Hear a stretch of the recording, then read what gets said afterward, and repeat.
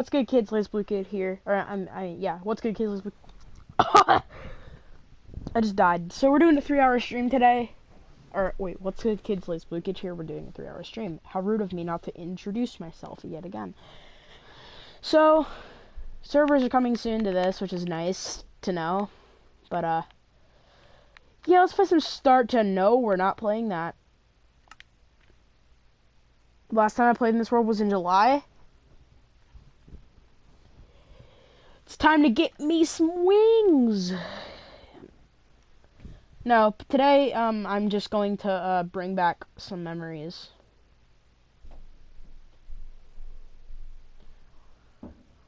See, I quit this world because it was, I don't know, I just didn't... return or wireless control or right button to open chat. I don't know why I quit it, actually. It's really fun. Oh, wow.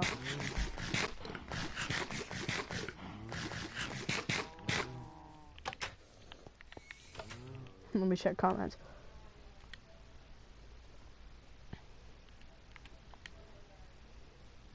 Hello, horse lover. Wait a minute! Wait, what armor do I have on? Let it load. There we go. Unbreaking what? Oh! This armor's trash! Move, you stupid fatty! Where are you? Fennekin! Fennekin! Oh my god, dude. What do you have in here? Oh.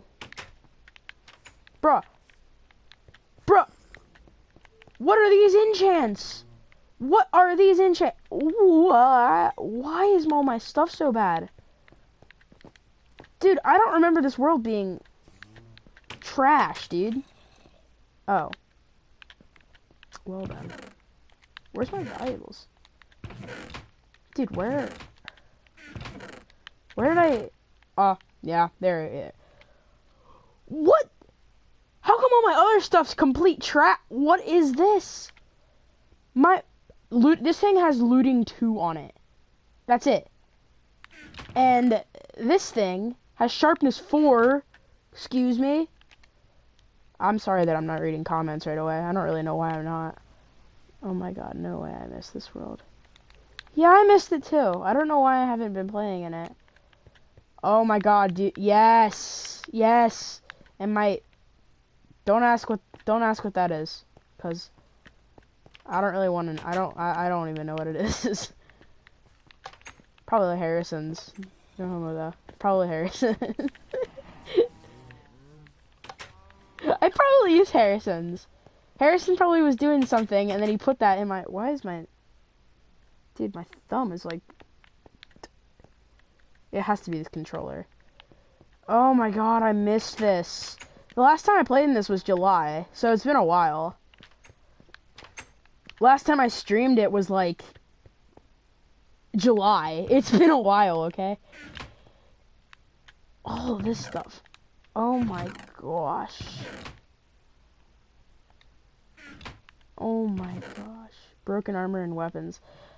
Alright, well, what I really need to do is I need to do something that involves farming XP. Because I do not... Like, I am not getting good enchants. Also, I learned from a viewer that I place enchantment books horribly. That's their exact words, too. I'm a little sad about that. That I placed them that bad. But whatever. Oh my god, is this my stuff chest? Oh my, this used to be my stuff chest. I used to keep stuff in there. I don't know what stuff it was, but I used to keep stuff in there. Alright, I learned that I'm not supposed to place enchantment books like this, because the ceiling ones, they just look cool. They don't do anything. And I also gotta dig this back one. That's not what I wanted to do. Just kapluming. I don't even know what I'm saying. Kapluming. Kapluming. Kablooey. Kablam.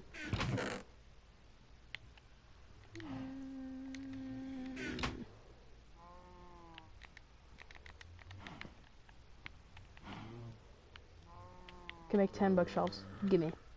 Probably more than I needed, but that's okay. No. Yes, yes, yes, yes, yes. Perfect. Now this should give me level 30 enchants, so let me grindstone something that I don't care about.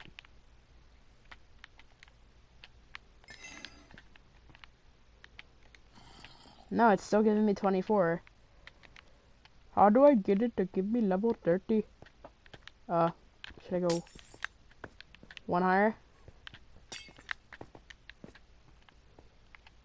I think so.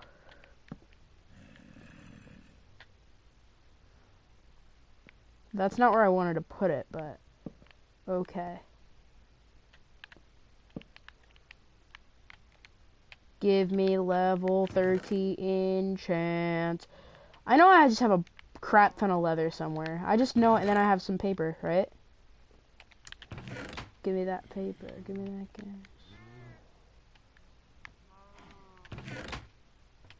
There's the leather, and I can still hear the cows moving outside. What a beautiful sound that is.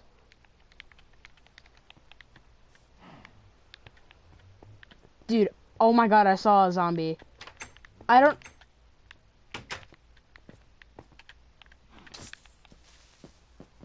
Ah!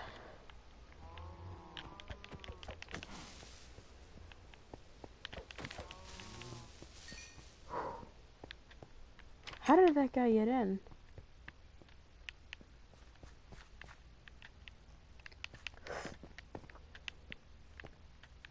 So I was so scared by that zombie because I've been playing a lot of RLcraft lately. If you don't know what RLcraft is, it's a fun version of Minecraft.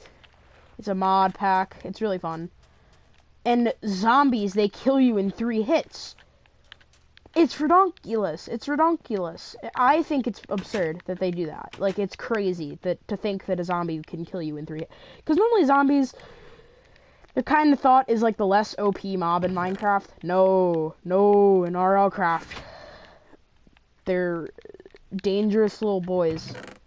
They're scary. And yes, with a W. They're really scary. Like, super scary. They're not, like, scary. No. They're scary. They're really scary. They're scary. See, my pickaxe isn't bad. I just don't have mending, which is something I'd like to have. That's another reason why I ditched this world. I don't have any good enchants. I don't have good anything. Like, the only thing that was good is I thank my netherite set, because I actually invested in that. Alright, well, I'll be right back. I gotta go back home.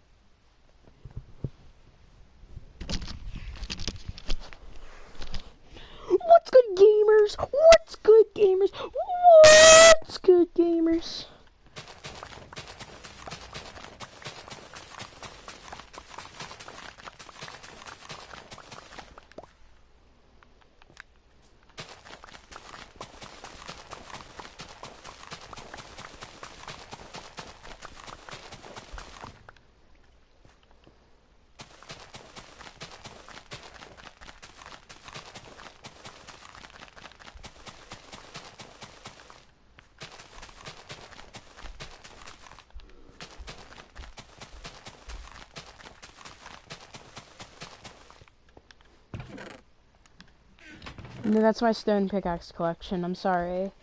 You guys weren't supposed to see that. My stone pickaxe collection. Yes. I need sugar cane. No, it wouldn't be in there.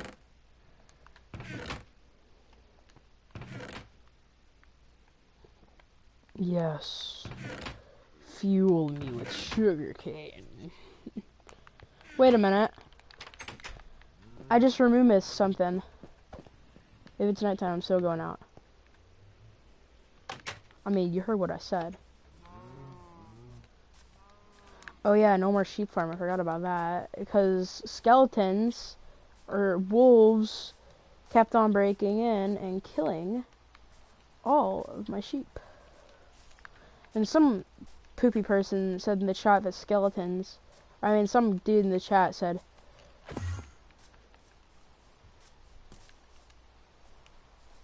okay, no, hasn't even grown in yet.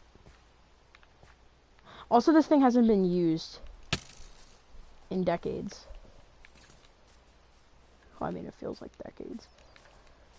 Because I haven't been in this world in like 2 months. 2 months! It's not even that much time. 2 months. So yeah, I really want to get some supplies to fight the Wither sometime. I really want to fight the Wither, because I have never fought the Wither on PS4 before. So, I mean, that would be fun. Right? Yeah, that would be fun. Do you have any wood? Wood? Wood? Come on, bro. Give me some wood. That sounded really gay. That sounded... I mean, nothing wrong with it, but, like, I mean, it sounded really homo, you know? Bro. That sounded really... Bed is too far away. Oh, bed is too far away, my poop hole.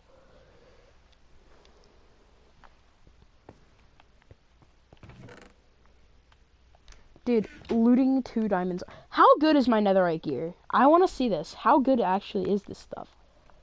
Stone. Ooh, iced out. Alright, let's see. Wow. Meh. Meh. Oh, wow, that's really underwhelming. To think that this stuff was my god netherite armor kill. I mean, compared to my netherite armor in start to finish, tisk. Just tisk. Start to finish isn't really that good of a world, now that I'm realizing it. This world's better. Not because, like, I'm just saying that, because I actually think I think it's better. Because, like, there's just so much more stuff to do in this world. Start to finish is kind of like, I already have everything. Not that much more to do. Ready? All these boys are about to be... Oh, right. Forgot about this. Yes! You guys haven't been fed in 2 months! Don't really know how you're still alive.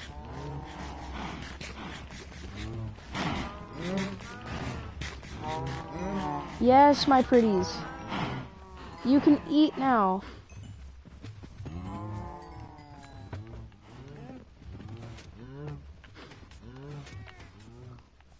Boink. 5! Oh, right, looting. I forgot about it. Just for a millisecond. This is the most useless of my creations. It's a good idea, it just doesn't work. This is my makeshift creeper farm. And what's supposed to happen is he's supposed to get scared by the cat, fall down there,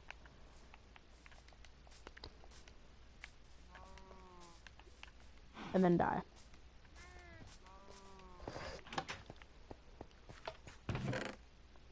But I probably just built it wrong, so that's why it doesn't work. Tons of potatoes. Do I have a pig farm still? Oh no, I had to get rid of it. That was one hell of an episode. Pigs are just the less OP version of cows.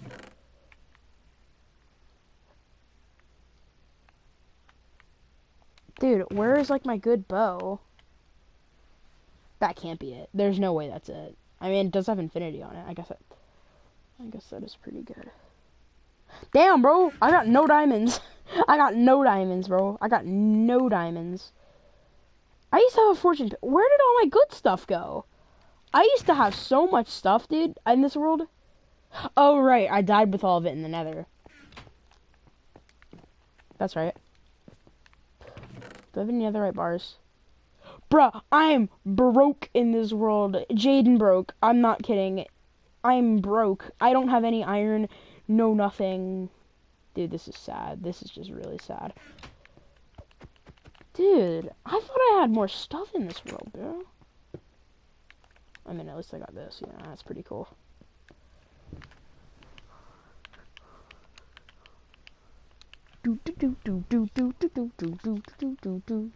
I'm running low on coal, man. Like, dude, I only have 15. Dude, I got. What the hell is that? What the hell is that, dude? Oh my god, my mom put a phone down here. Are you kidding, bro? My mom put like an old-timey phone down here. What? I didn't even know. I didn't know. I didn't know.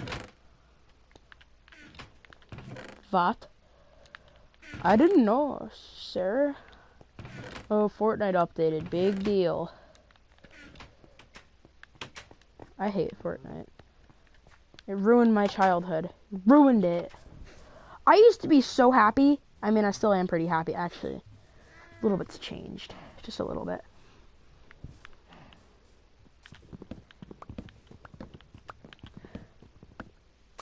But I used to be the happiest little chipmunk ever. Up until 2018.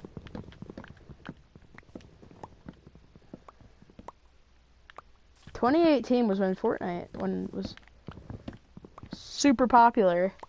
And I got addicted to that game. And I never found happiness again. Dude, this one kid in one of...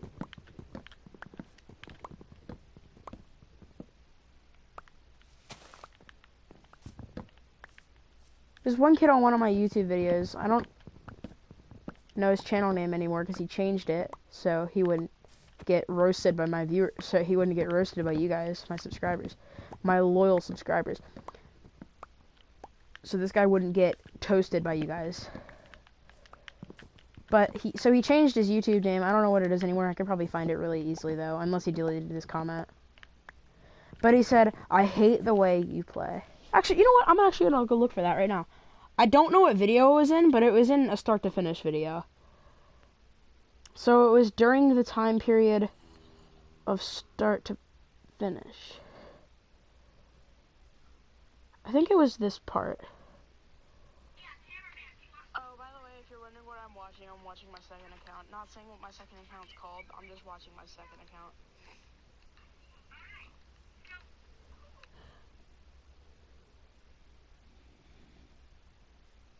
Forget which one it was. Stacked is what you call me.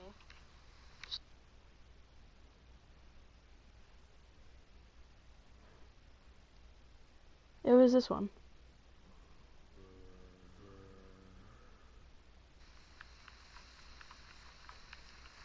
Yeah, he deleted his comment.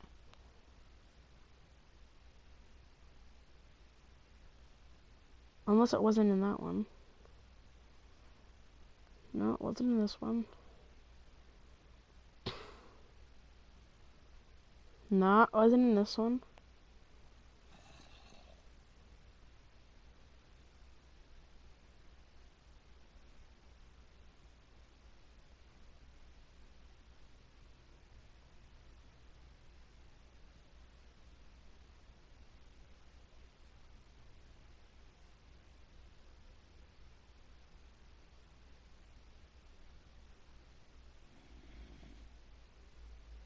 It was in the grinding episode. It was in this one.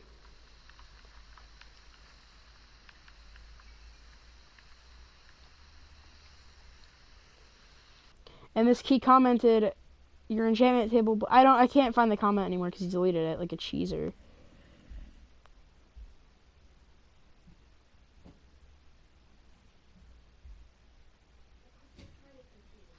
I'm not god at like fighting stuff. Technoblade who? Alright, I can't say that. I'm not god at like fighting stuff.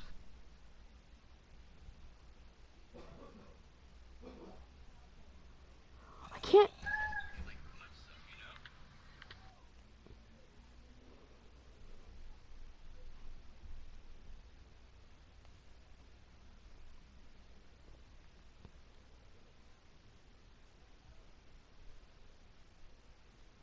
Mason and the cleric. They're in the village behind the mountain too. Dude, I'm like.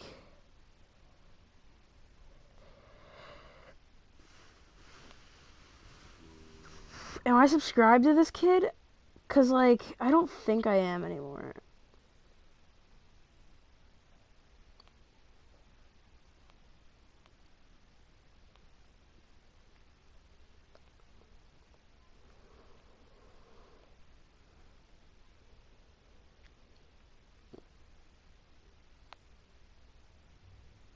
Dude, whatever happened to Fearless? He hasn't posted in 8 months. Did he die?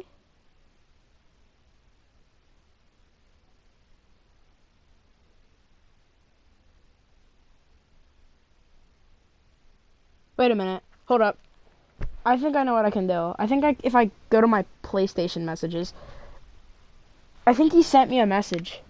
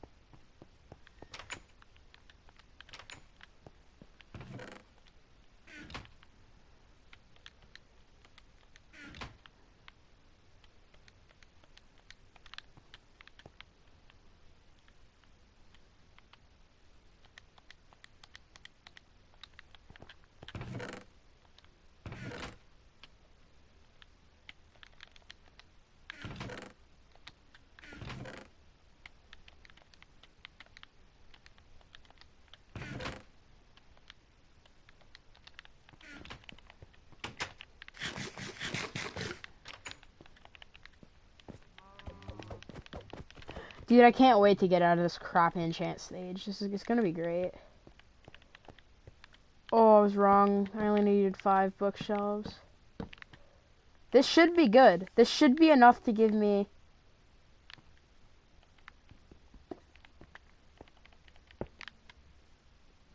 There we go. Now I should be able to get... Yes. Yeah. And here it goes. I'm just a kid and I pooped in the sink. On your own, and here it goes. I'm just a kid and I pooped in the sink. Dude, Harrison has all... Kombucha? Bruh, 58 furnaces, dude. That's a little unnecessary, mate. If I do say so myself. Dude. This world, man. That's how the mobs are getting in from here. Okay, well. Is there like a block that I can just remove from the house? Why not? Oh, you know what? Actually, yeah, that can go there. 'Cause why not? Kablam. Yay, now nothing can get in. Dude, oh my gosh. Nothing can get in here either.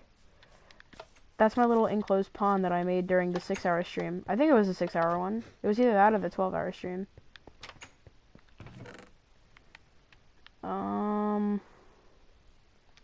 Where's my god rod? Here we go.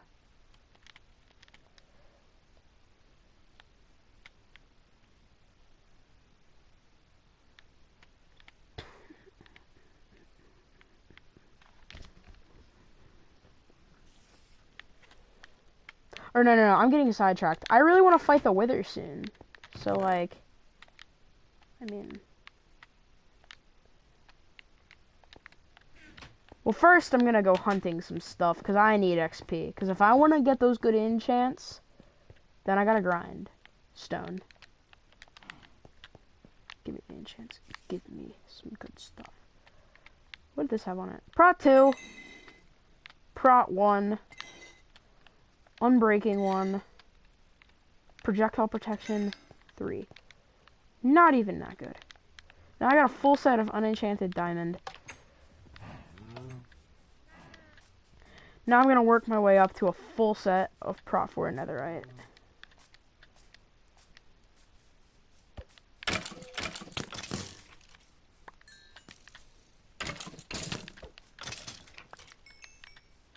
This doesn't really give you that much XP. Dude, I don't want this in my hand.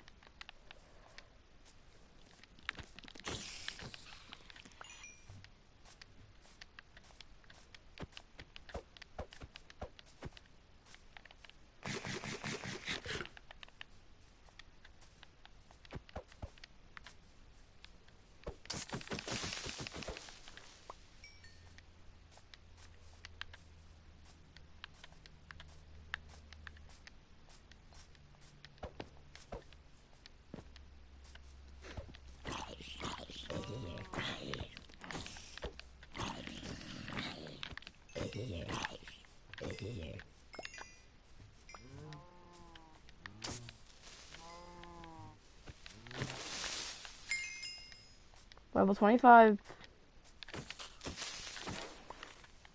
You know what? I'm gonna go mining. It's an easy way to get XP. Also, I'm gonna start mining it the right way. Damn, bro, that's unfortunate. Oh man, the zombie hit me and the creeper killed the zombie. So that's just a thing, you know, happens. It happens. Alright, now I must start mining where you're actually supposed to. Not at Y5. This is Y5. This is Y9. I think actually it's different. Like, it depends on where you mine. Dude. Like, I get this is just a mine, but like, why do I have to include the head hitter stairs? Bruh. Brr. Bruh. B-R-E-H spells bruh.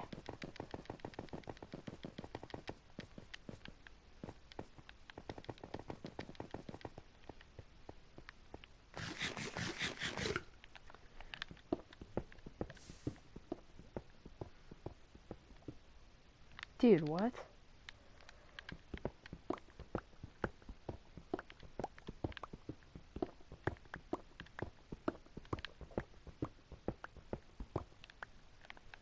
Brat, brat, brat, brat, brat, brat, brat, brat. Brat, brat, brat, brat, brat, brat, brat, brat.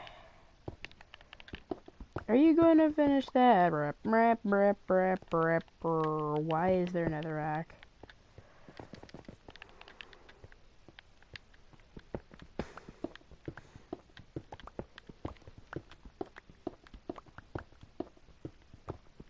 Dude, I'm literally just literallying. Okay, I can't see. Mining's not the best option for now. Are you going to finish that? Brat, brat, brat, brat, brat, brat, brat, brat. Are you going to finish that? Croissant. Are you gonna finish that croissant, kid? Cause if you not, I be wants it. I wants it, boy. I wants your croissant. Give me croissant, boy. Give me your goddamn croissant.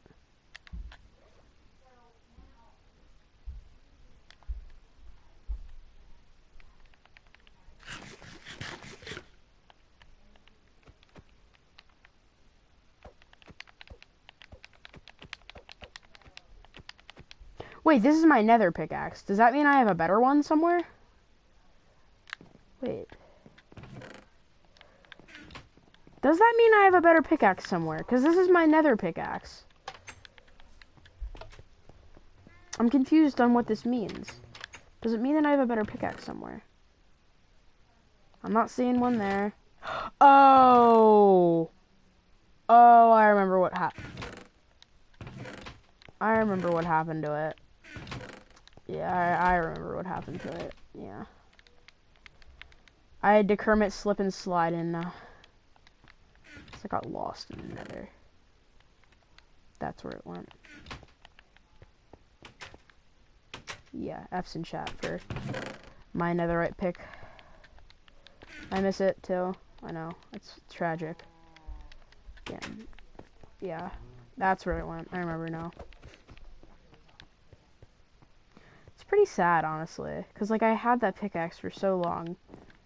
And then for me to just give up like that and just stop trying. It's because I didn't know how to use coordinates on, Bedrock at the time.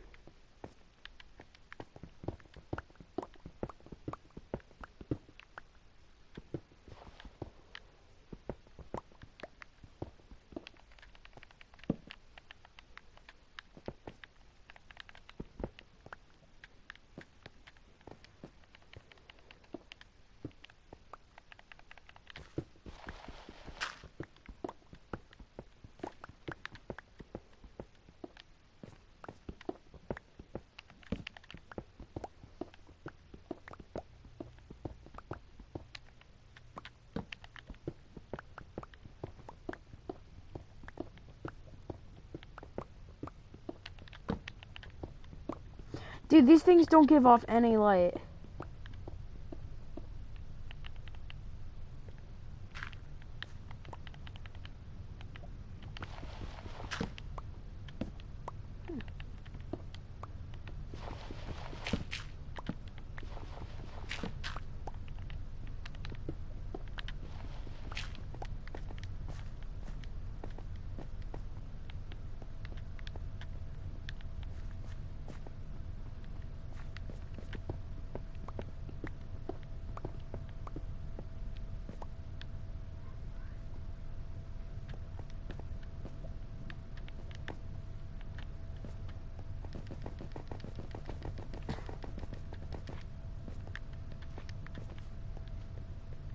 Dude, who was this? Because whoever mined this just did a terrible job. Probably me. Honestly, it was probably me.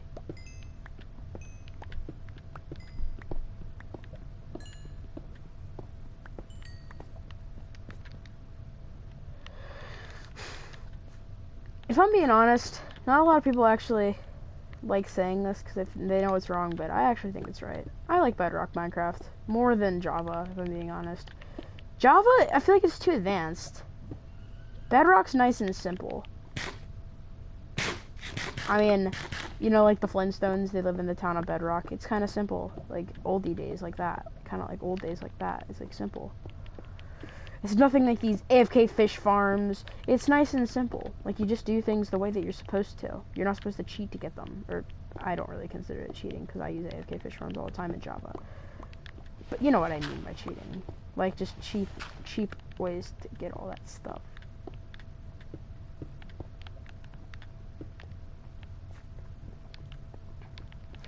I don't even know if this person found any diamonds that was back here, but hopefully they did, because they did a ton. I think it was my one friend who quit this world really early on, because he found a ton of diamonds, and all of us were like, how the heckler are you getting all this stuff, bro? And he was just like, I'm just mining. Like, what Y are you guys at? And we're like, Y5? And he's like, oh, okay, you should be finding stuff then. Because you can find diamonds, I'm pretty sure, anywhere from Y15 to Y2?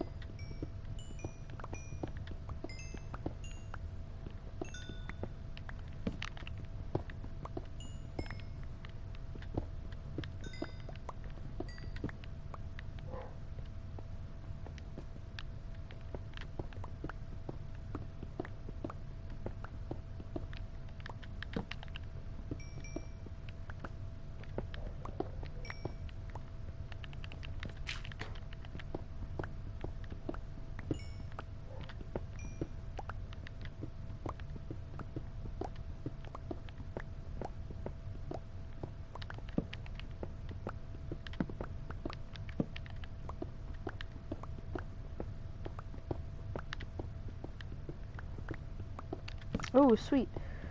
Ding, bong, bing, bada bing, bing, boom, bada bong. Wow, that's a lot of gold. Holy boly, doodly, toodly, scoop.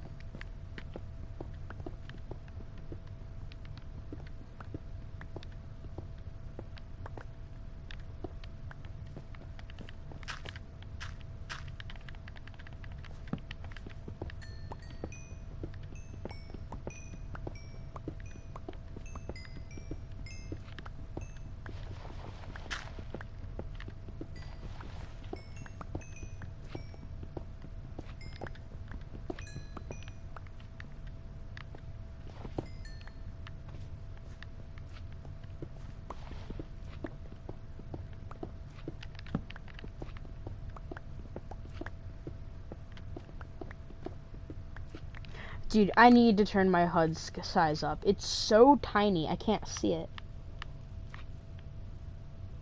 I really want to say something there, but like, I just... dude, no, it's all the way up. Wait.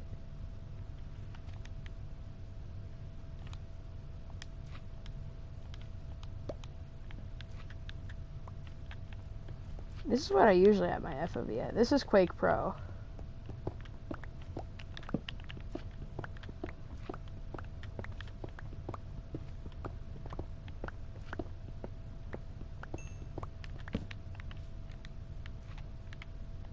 Wow, okay. Thanks, Mojang.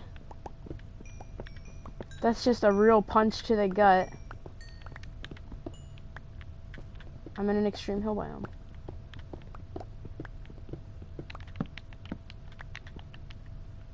Look, it looks like I found a diamond.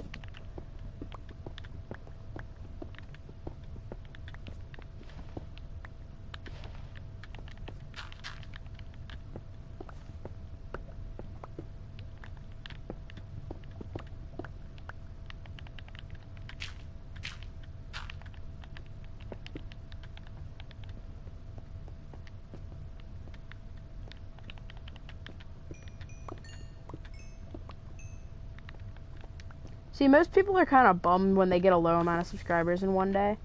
For me, a sub's a sub. Like, I hardly get any subscribers daily. I got 1 subscriber the other day. I'm at 104 now. I'd like to hit 105 by the end of the week. That would be pretty sick. Actually, no, that's not very, like, doable.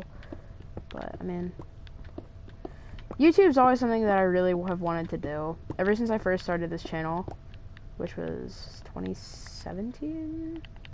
Yeah, 2017. Ever since 2017, I'm like, you know what? I'm actually going to try to get big on this platform. And, I mean, I blew up one day. I think it was the 12-hour stream day. My channel kind of just took off, and, like, really weirdly. And I didn't really know what I did, and I tried to recreate what I did by doing another 12-hour live stream. And, I mean, it worked out even better. It worked out, who am I kidding? It worked out even better than the last time. So I was super happy, obviously. Like, who wouldn't be? Like, you just gained, like, 30 subscribers in, like, what? A couple days? And, like, when you're this small of a channel. I had, I think, less than 50 subs. And then this one guy made a difference. And that is make or break. Or YouTube Jenny, as you know him by.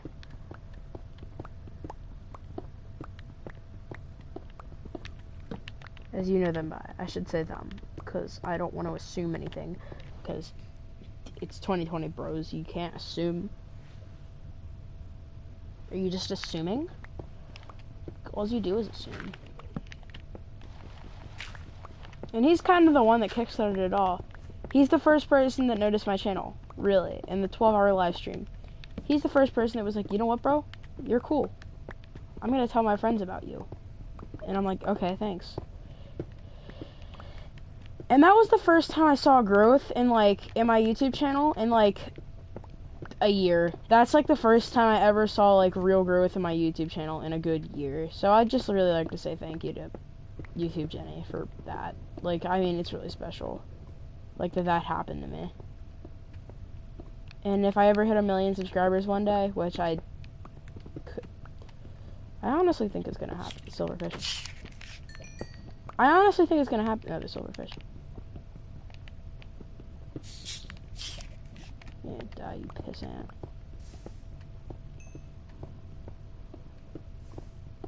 I think I could hit 1 million subscribers one day. I mean, I'm not jinxing anything, but I think I could do it. Like, I mean, it's a really difficult task, and not many people are actually able to do this. But, I mean, I'm 999,896 subscribers away from getting there. So, I mean, help me on the road to 1 million, boys. Help me, please. Dude, I really want to get 1 million subscribers. Like, I used to say it as a joke, but then, like, when my channel started to, like, make a little bit of progress, I was kind of like, wait, it actually might happen. It might happen a little bit sooner than I anticipated. Is that the right word? I think it's the right word for it. I couldn't be sure, though. No diamonds, bro. No diamonds.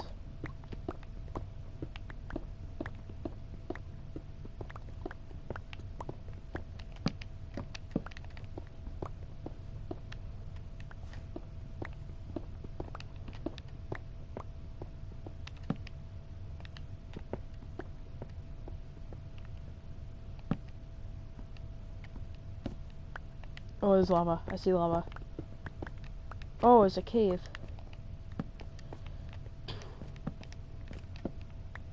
Give me my torches back, you uncultured potato. That made no sense, but...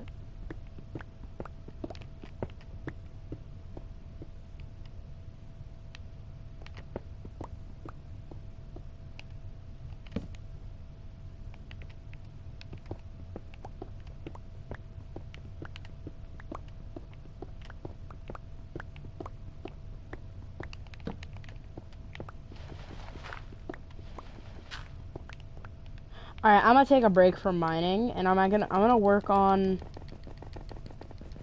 getting stuff to fight the wither.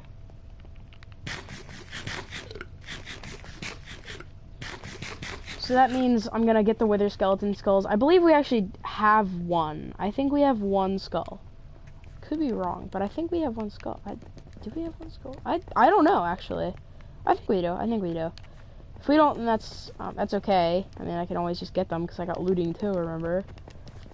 On this completely trash diamond sword. I have looting 2 on this thing. The son of a beeswax. I have looting 2 on this MFer.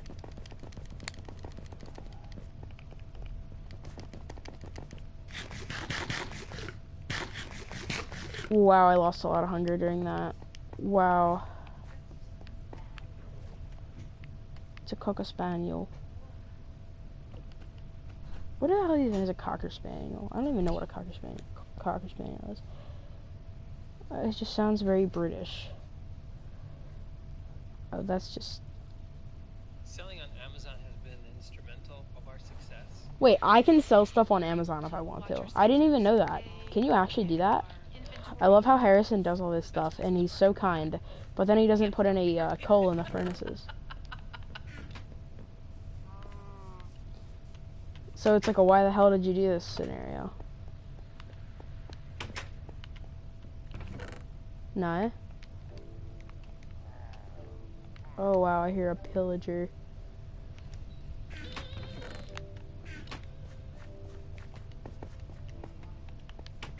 Dude, I haven't made a Java stream in a while because, like...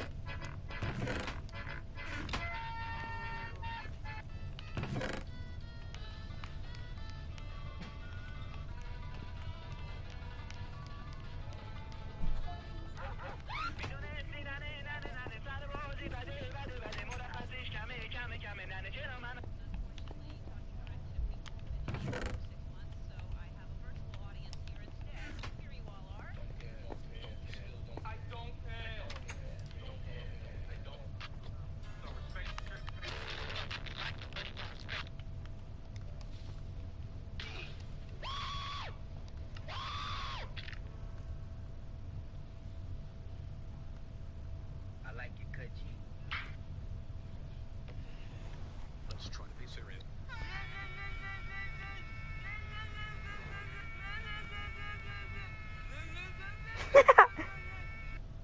Go to Del Taco and get the cherry popper shit, put a bunch in your mouth, look at this. Go to Del Taco and get the cherry popper shit, put a bunch in your mouth, look at this.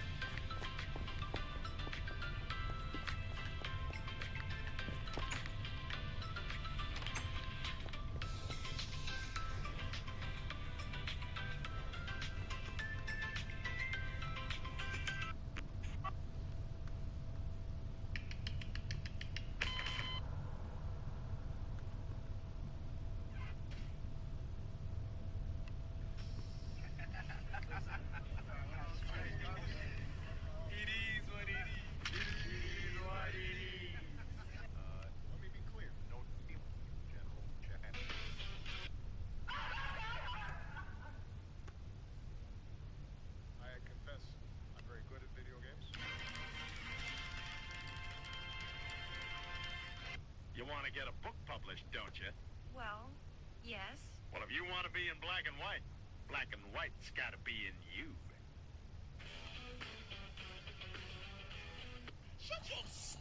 Radio for Vito. Heavy lift gear. We're not leaving him here. Yeah, you're not. Go, go, go! Ah!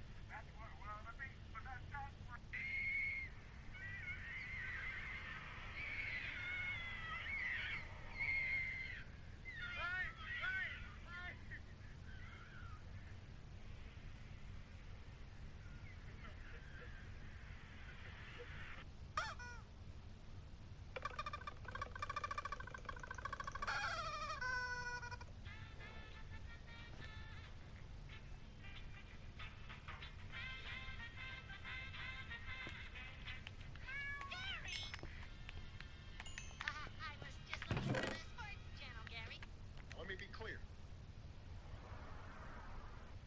I shouldn't.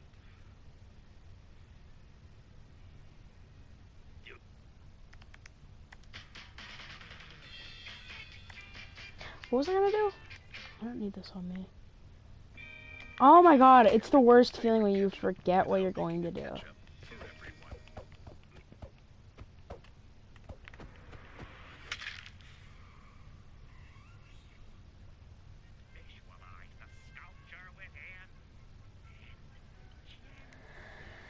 Alright, go to the nether.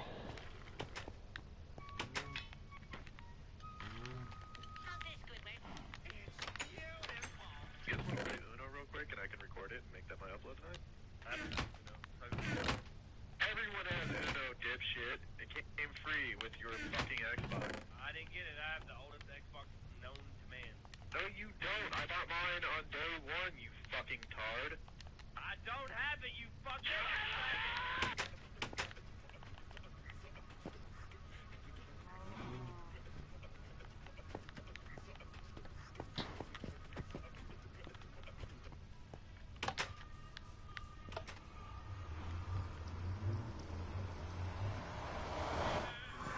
Key return. All wireless control wireless button to open chat. I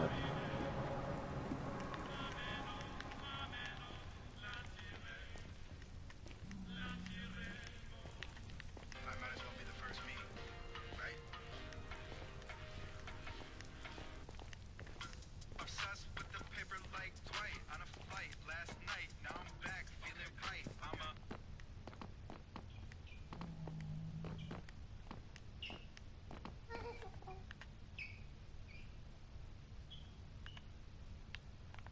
My shape up better, my car faster, my trip better, my clothes fit better, my hoes better, my tattoos better, I'm stronger than you, my bitch thicker than yours, my guns bigger than yours, nigga, my guns bigger than yours, I talk better than you, I hustle better, I can get $1 quicker than you, I talk better, I walk better, my shoes fit me better, I get paid more than you, I... Feel a lot more than you.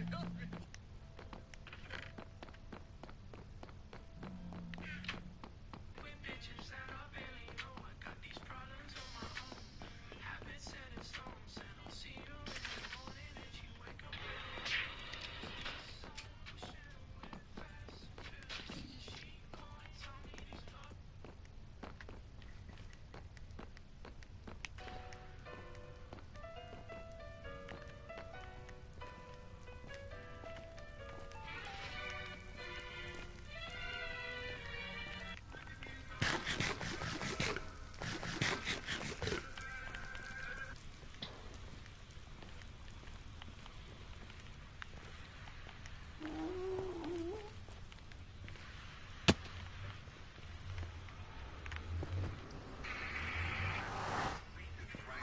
Key return. All wireless control wireless button to open chat.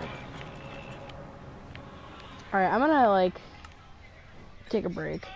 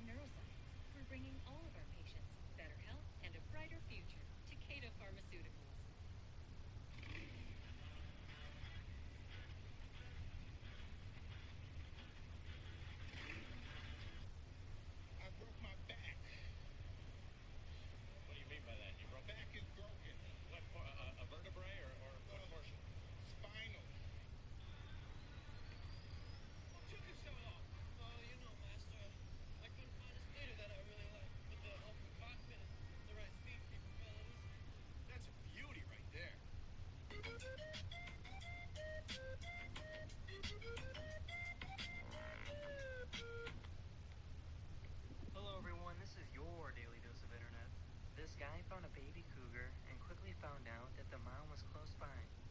No! Go away! Go away! Please go away! No, go away! Go away! No! No! After standing his ground for 6 minutes, the cougar eventually ran away. Yeah, so that just happened. Wow. You see that? Someone come actually.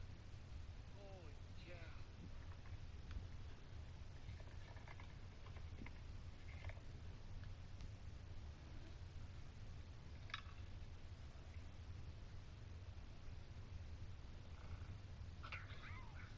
This YouTuber superglued a jar of pickles and then asked some strong people to try and open it. Dude, I hate to ask, bro. Would you help me open this freaking jar? I can't get it.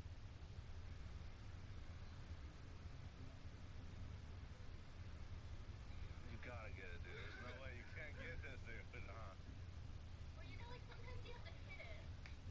Not your phone. That's great. Come on. Break the jar. Yes, sir.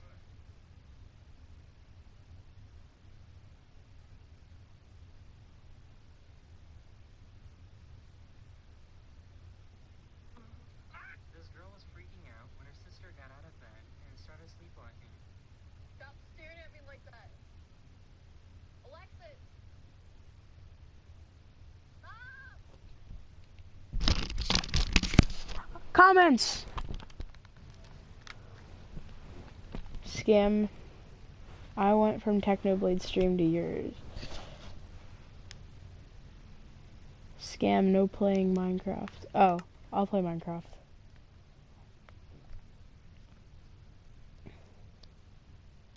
I was just taking an itty bitty break. Because I couldn't find anything to do, so I just watched a couple YouTube videos. Now. Wait, you said Technoblade's the best Minecraft streamer. Controller right button to open chat.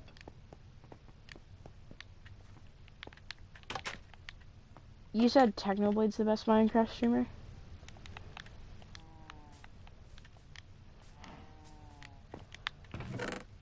Dude, what?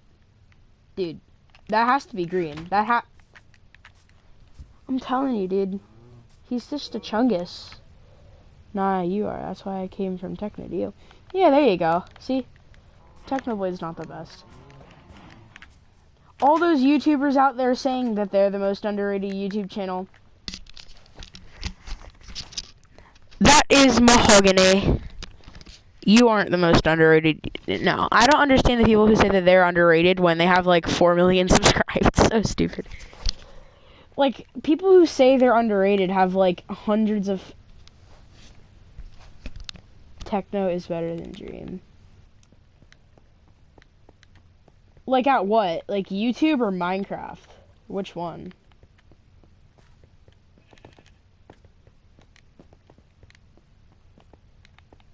Is Techno better than Dream at YouTube or Minecraft? Because I think he might be better at Dream than Minecraft. But, I mean... I don't know, dude. I feel like Techno, he's not as energetic as Dream. I feel like Techno's just not as energetic as Dream. That's why I don't like him as much. Cause like Techno's videos are like I get it, they're cool and all, but like Dream's videos they make your heart race because like the 4 speedrunners one, oh my god. I couldn't stop sweating at the 4 speedrunners one. I was sweating so uncontrollably because of that.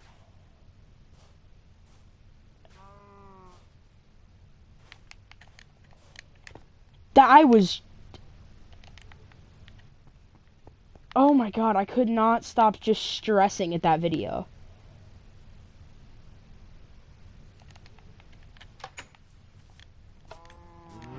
See, I don't want to sound like a complete dingus or anything, but I feel like the Mr. Beast Techno versus Dream wager thing for 100 grand, I think it was kind of rigged in a way.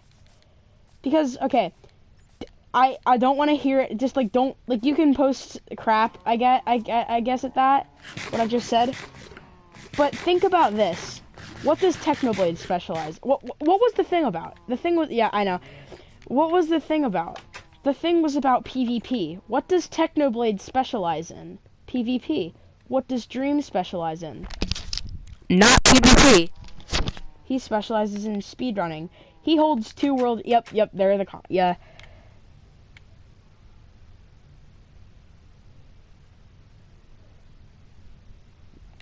But Dream doesn't. He's not as good as PvP as Techno. Yeah. Okay. Yes, I understand that they did both versions, but I feel like Dream. I feel like he's just not as good as PvP as Techno. Not just PvP. He can farm potatoes at insane speed. Yeah, Techno is the best potato farmer. I forget what the squid guy, Squid Boy, wasn't that the potato race they were trying to like beat? Squid Boy was trying to defeat Technoblade and potatoes.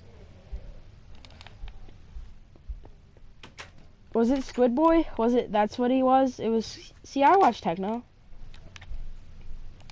Squid Kid. I knew it was like Squid Boy or something. Whoa, how far is that jump? 4 blocks. But it's diagonal, so it's like 5.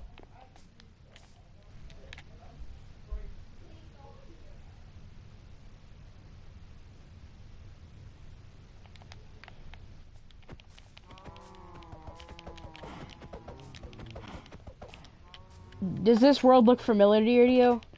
Doesn't this world look super familiar? Yeah, this is my old world. I don't have... This is mainly why I stopped playing it. I don't have a village. All the villagers in the closest village to me are dead. And my armor had just horrible... Like, all of this stuff had, like, projectile protection and unbreaking. Like, projectile protection 1 and unbreaking 1 on everything. It was so bad. Yeah, it's oldie boy.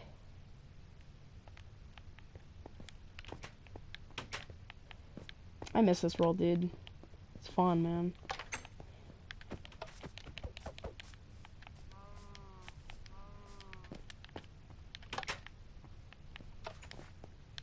I don't know what I should do.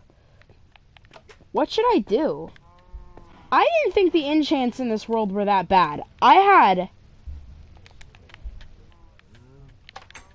had some bad enchants in this world. I just like to say, but now I have a level 30. I have a level 30 enchant table thing, so it's fine now. I should be having good enchant things.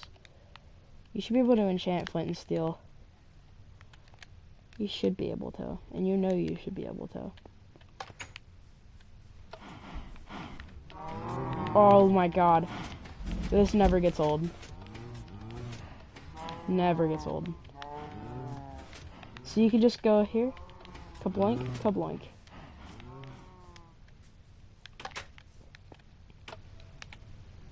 Name Sword Cow in respect to McNuggets. McNuggets the Third. I remember Chicken McNuggets the Third. Wait a minute. Hold up. I think. Wait, where's McNuggets' food that he dropped?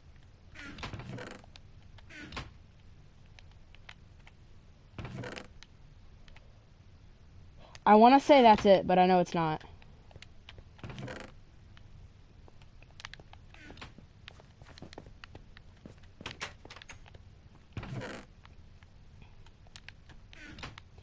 I'm not going to name this sword because... Look at it. Look at that enchant, dude. It's awful. And I'm running low on diamonds, which is never good. If I hit 105 subscribers, I'll do an RL Craft series. I will do it. If I hit 105 when I hit 105, I'm doing an RL Craft series. I already have the mod installed and everything. I have Twilight Forest installed too, so if you want me to do that series too, I'll do Twilight Forest, RL Craft, and I think I have Ore Spawn too. Yeah, Milo killed McNuggets the Third because he didn't know. Fortnite? I don't like Fortnite though. Not because everyone else doesn't like it. A locker reveal. Okay, I'll do a locker showcase. I can do that. That's easy.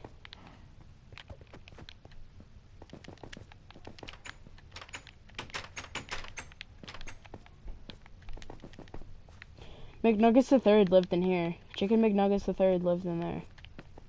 And then Milo killed him. Cause, look, if I told Milo not to kill him, then I doubt Milo would have done it. But like, I didn't tell him, so he just thought it was a cow that got into the house.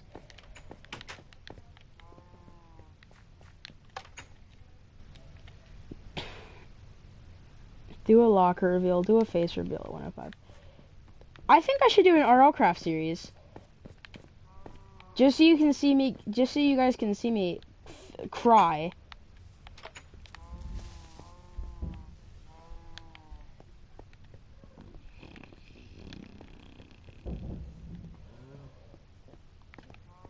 Like, I've already tested out RL Craft and all. A zombie kills you in 3 hits! It's ridiculous! It's completely insane. Anyone who plays RL Craft for fun, no. No. Like, it's not a fun game. Oh, it's awful, dude. Oh, it's awful. I hate it. It's pretty fun. Who am I kidding? But the most annoying thing is the temperatures thing.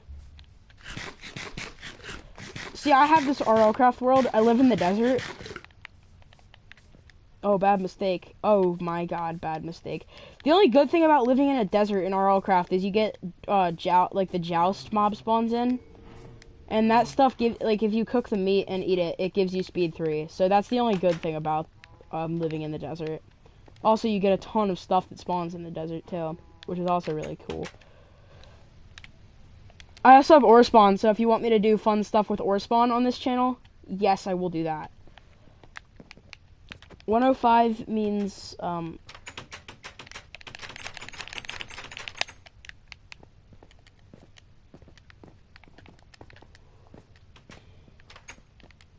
feel like you're gonna be really mad at me when I say this, but I actually did a face reveal video, like a couple weeks ago, but then I deleted it, because I wanted to wait a little bit more, and it only got like 3 views, so I was really lucky with that, and I think those 3 views were me watching it once, and then my friend watched it twice, I guess, or something. Or my friends watched it.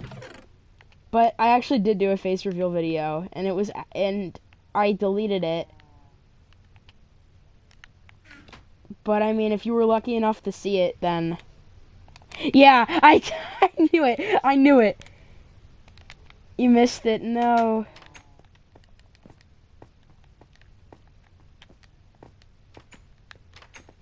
So I did do the face reveal. I did do it. I swear, I did do it. But I deleted it because it was too early. I felt like it was too early. Wait a minute, I know what I should do. I should kidnap 2 zombie villagers, cure both of them, put them in little box thingies, try to get a mending librarian, and kablam. Then my world is fixed. Efficiency 4 librarian, unbreaking 3. Like, just librarians, dude. Like, I just need good librarians.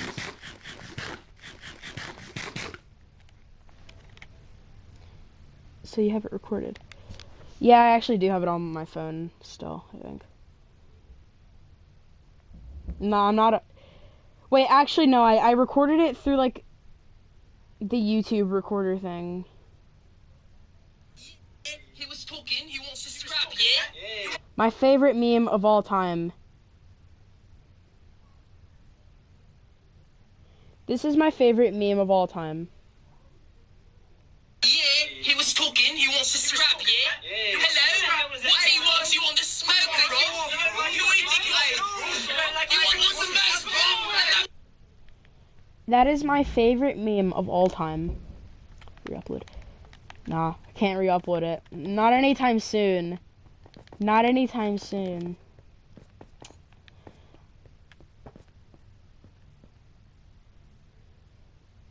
What?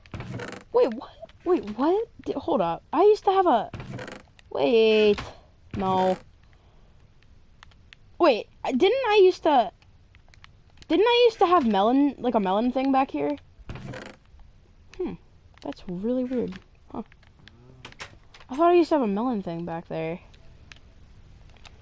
I'm not gonna re-upload that for another, I don't know, 115 subs maybe. Maybe a face reveal at 115. Dude, where's Fearless been? I don't know if you guys know who Fearless is, but where is he? He hasn't uploaded in 8 months. Where is it? Where he was like my favorite YouTuber though, but now like I just forgot about him because he hasn't posted in so long. I miss Fearless, dude. He was funny. All right, I'm gonna go eat because my stomach's about to fall off. So I'm gonna. That made no sense. I'll be back in like 20 minutes. So yeah.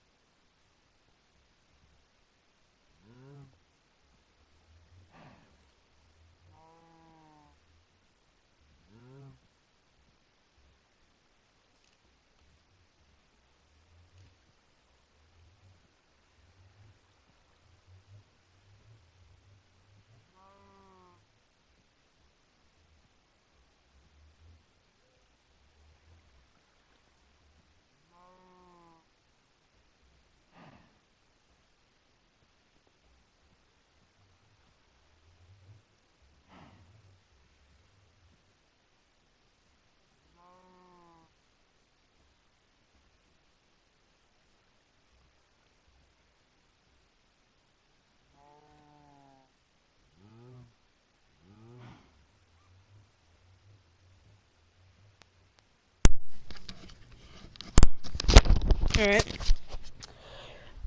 Meet is Bacca.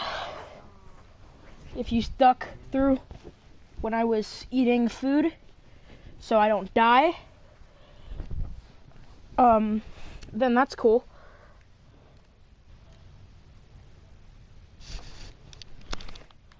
Alright, I'm just thinking of stuff to do. I don't know what to do. Why are you in my house, buddy?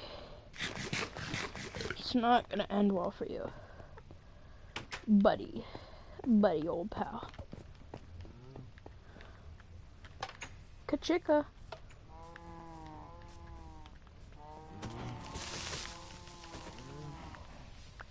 Ho. Ho. Ho. Paco Von plebe. What's up, plebs?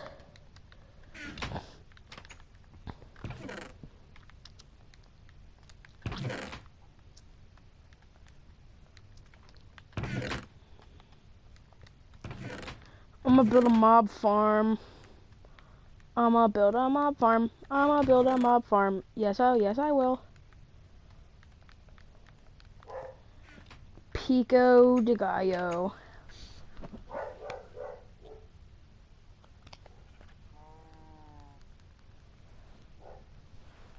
Would likely be much further and much faster than in 1918.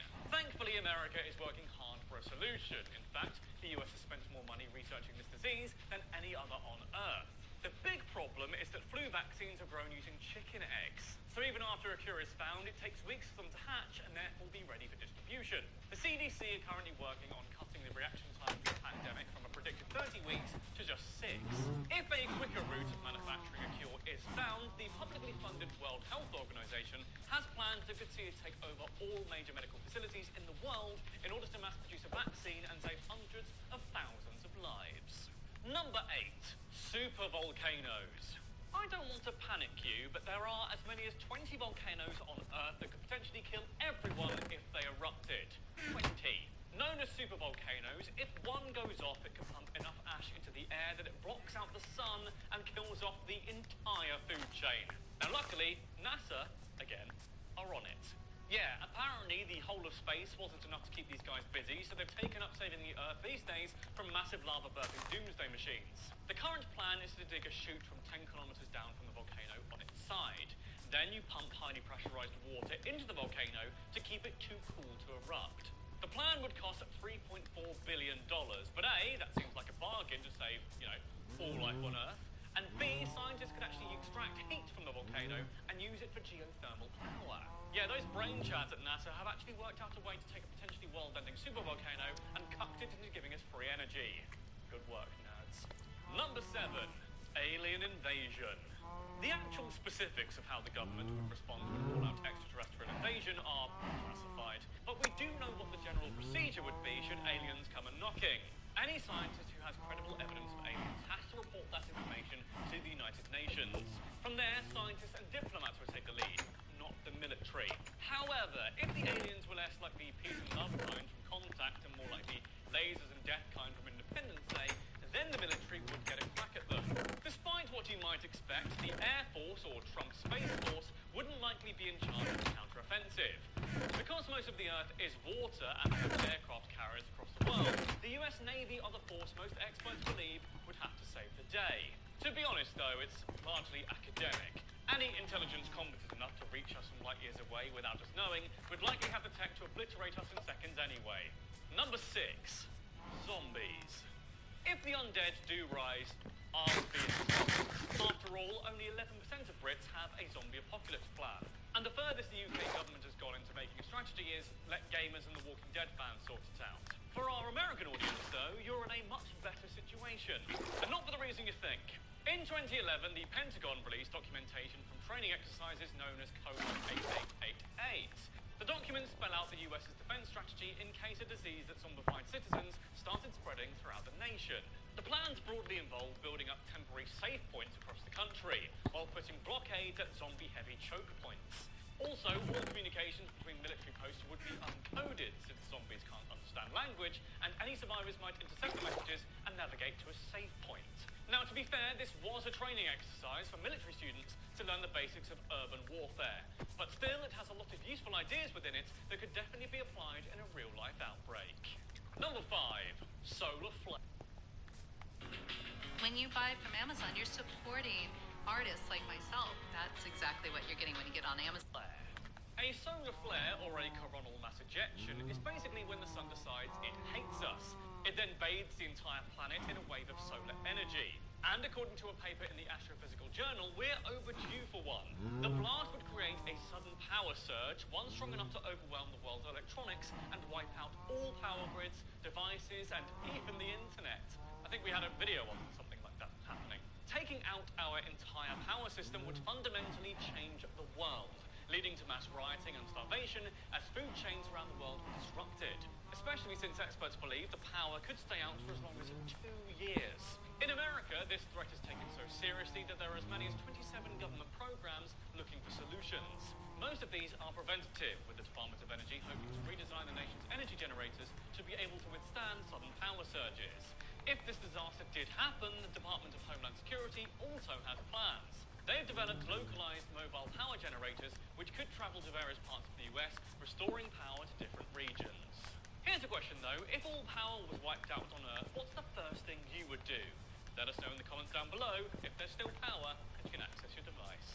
Number 4. Cybergeddon. It may not be as dramatic as tanks rolling over the hills or nations flinging missiles at each other, but the future of warfare is cyber, and it could be potentially far more deadly than conventional combat. Almost everything in our modern world is susceptible to being hacked. Rogue states or terror groups could definitely breach the security of nuclear power plants, for example, and cause them to melt down, or hack into nuclear weapons stockpiles and fire them. So I guess I was wrong. It literally is as dramatic as nations flinging missiles at each other. In order to combat this threat, the Pentagon assembled a crack team of super hackers to build their defenses. It's like the Expendables, except with more glasses and carpal tunnel. What's more, the Trump White House released the US's first cybersecurity plan in 16 years, a sign the administration is taking the threat more seriously than previous governments. And it's not just defensive. The US has likely already been involved in cyber warfare against Iran and may even have remotely shut down a missile test by North Korea. Number 3. AI takeover. At the moment, the most likely way a robot will ruin your life is by taking your job. But is there a government response planned in case the robots decide they don't like working the griddle at McDonald's either and just terminate it to us out of existence? Well, kinda. In 2018, the US House of Representatives invited in a panel of AI experts to quiz them on the potential dangers of it. And the plan at the moment just seems to be to try and harness it before anyone else does. Both the US and China have plans to become the world leader in AI, both believing themselves to be the more responsible stewards of such dangerous technology. Currently, the main opposition to AI has come from scientists and private institutions. Elon Musk, for instance, has invested $1 billion into researching and combating its various threats. Number 2. Bioterror attack. With recent innovations in gene editing and the internet allowing for formulae and recipes to be shared instantly, more and more rogue groups are capable of creating a bioterror weapon.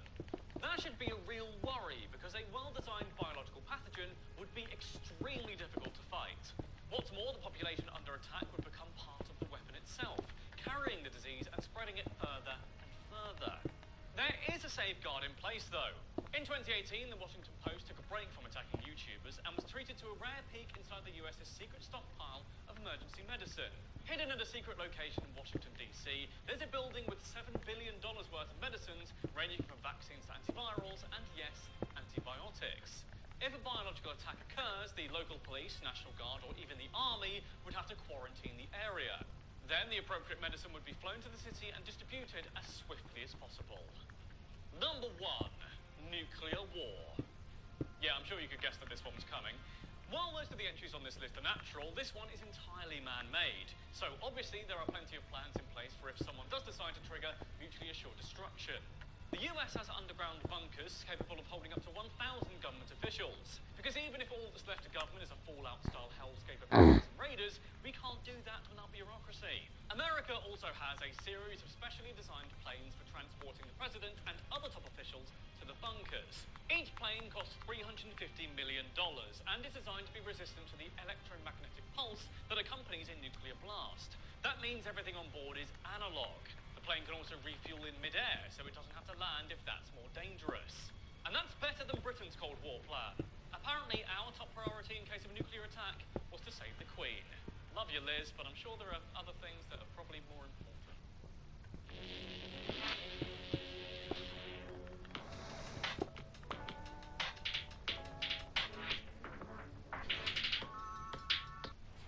So that was 10 apocalypses the government is preparing for. Is there a doomsday scenario that we've missed out here? Let me know in the comments down below.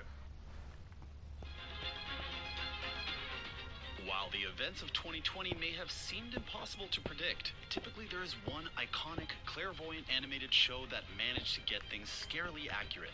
2020. Need I say more? While this year may have felt like a decade, we are only just over halfway through. There seems to have been enough craziness to last a lifetime. And for the most part, this year has been impossible to predict, with a lot of us having to put our plans on hold indefinitely. I guess I'll never go to Disney World. Not only are our plans on hold, but so are film and TV studios with the likes of Tenet and No Time to Die on indefinite hold. But there seems to have been one show that knew everything was coming all along. By now, we all know that the writers of The Simpsons are a bunch of mystics, eerily getting seemingly hundreds of things right over its long run. But some of the things that have been featured on the show feel oddly specific to 2020. While these are usually just jokes or asides, they are all the way too real now. In this video, we'll be looking at some of the scariest predictions The Simpsons made, including global pandemics, video game hype, and even bankruptcies. These are some of the craziest pieces of fiction that came to life. Let's start with the obvious one, President Trump. By now, everyone with an internet connection knows that long before President Trump ran for office, The Simpsons called it. The episode in question, Bart to the Future, aired back in 2000, which is 20 years ago, and makes me feel very old. It shows Bart and Lisa in the future, with Bart being a slacker while Lisa is president of the US. While Lisa is the first female US president in the episode, they do make a reference to her predecessor. As you know, we've inherited quite a budget crunch from President Trump. President Trump may have been elected back in 2016, with 2020 potentially being his last year in office, but it is definitely a line that is extremely relevant in 2020. When asked about the line, writer and consulting producer Dan Greeny couldn't remember who initially pitched it or how it arose, but said how the show embraced American culture and how Trump was a part of that. But we all secretly know they have a time machine or a TARDIS or something in the writing room, but they just refuse to tell us. The show also makes reference to Ivanka Trump running for office, but that isn't till 2028. Of course, we couldn't talk about 2020 without mentioning the pandemic that has ripped across the world, COVID-19. You might have heard about it. COVID-19 continues to wreak havoc on our society and change the way we operate for the foreseeable future. And if you asked anyone last year how they foresaw this year turning out, a lot of people wouldn't have suggested a global pandemic. I was personally looking forward to Disney World, but of course the writers at Simpsons aren't the same as us mere mortals, with them predicting a global pandemic. In the season 4 episode Marge in Chains, the show predicts a global flu spreading across the world called Osaka flu, and it is spread by a Japanese factory worker coughing into a package. The two don't share the same name, or even the same type of virus, and the Osaka flu originated from Japan as opposed to the province of Wuhan, but there are some scary parallels between the two. As Springfield begin to panic, they desperately seek a cure, but in doing so, accidentally set off a chain of events which are also strangely similar to 2020. As the residents of Springfield panic and go into a frenzy, they push over a truck, only to release a horde of killer bees. As you may know, earlier in the year, the Asian giant hornet, otherwise known as the much more sinister name, murder hornets, were spotted on the western coast of the United States, triggering a great deal of alarm.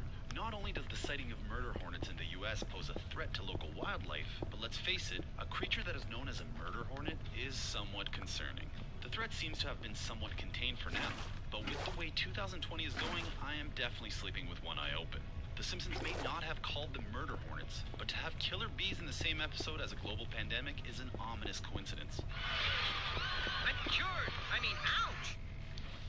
In terms of 2020 predictions, the Marge in Chains episode is the gift that keeps on giving. As the title refers, Marge is arrested in the episode for accidentally stealing a bottle of bourbon and spends 30 days in prison.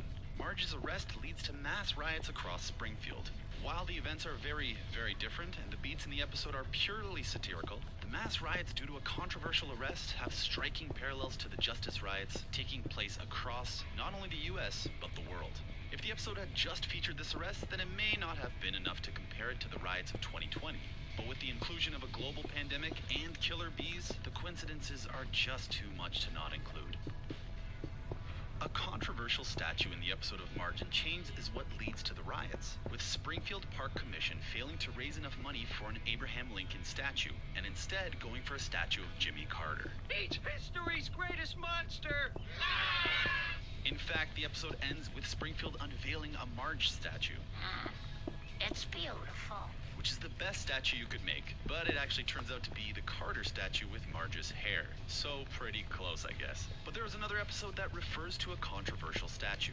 In the episode The Telltale Head, Bart cuts off the head of the statue commemorating the town's founder, Jebediah Springfield, in an effort to be popular. Bart eventually returns the head and it is reattached to the statue. But for avid Simpsons watchers, you know the character of Jebediah is a controversial one.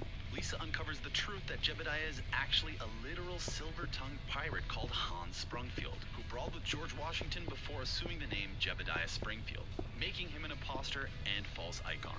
However, Lisa decided to keep Springfield's identity as a secret as she noticed the good he brought out of the local residents. And while Bart didn't take down the head of the statue due to political agenda, like the episode Margin Chains, the taking down of controversial statues is eerily similar to what's happening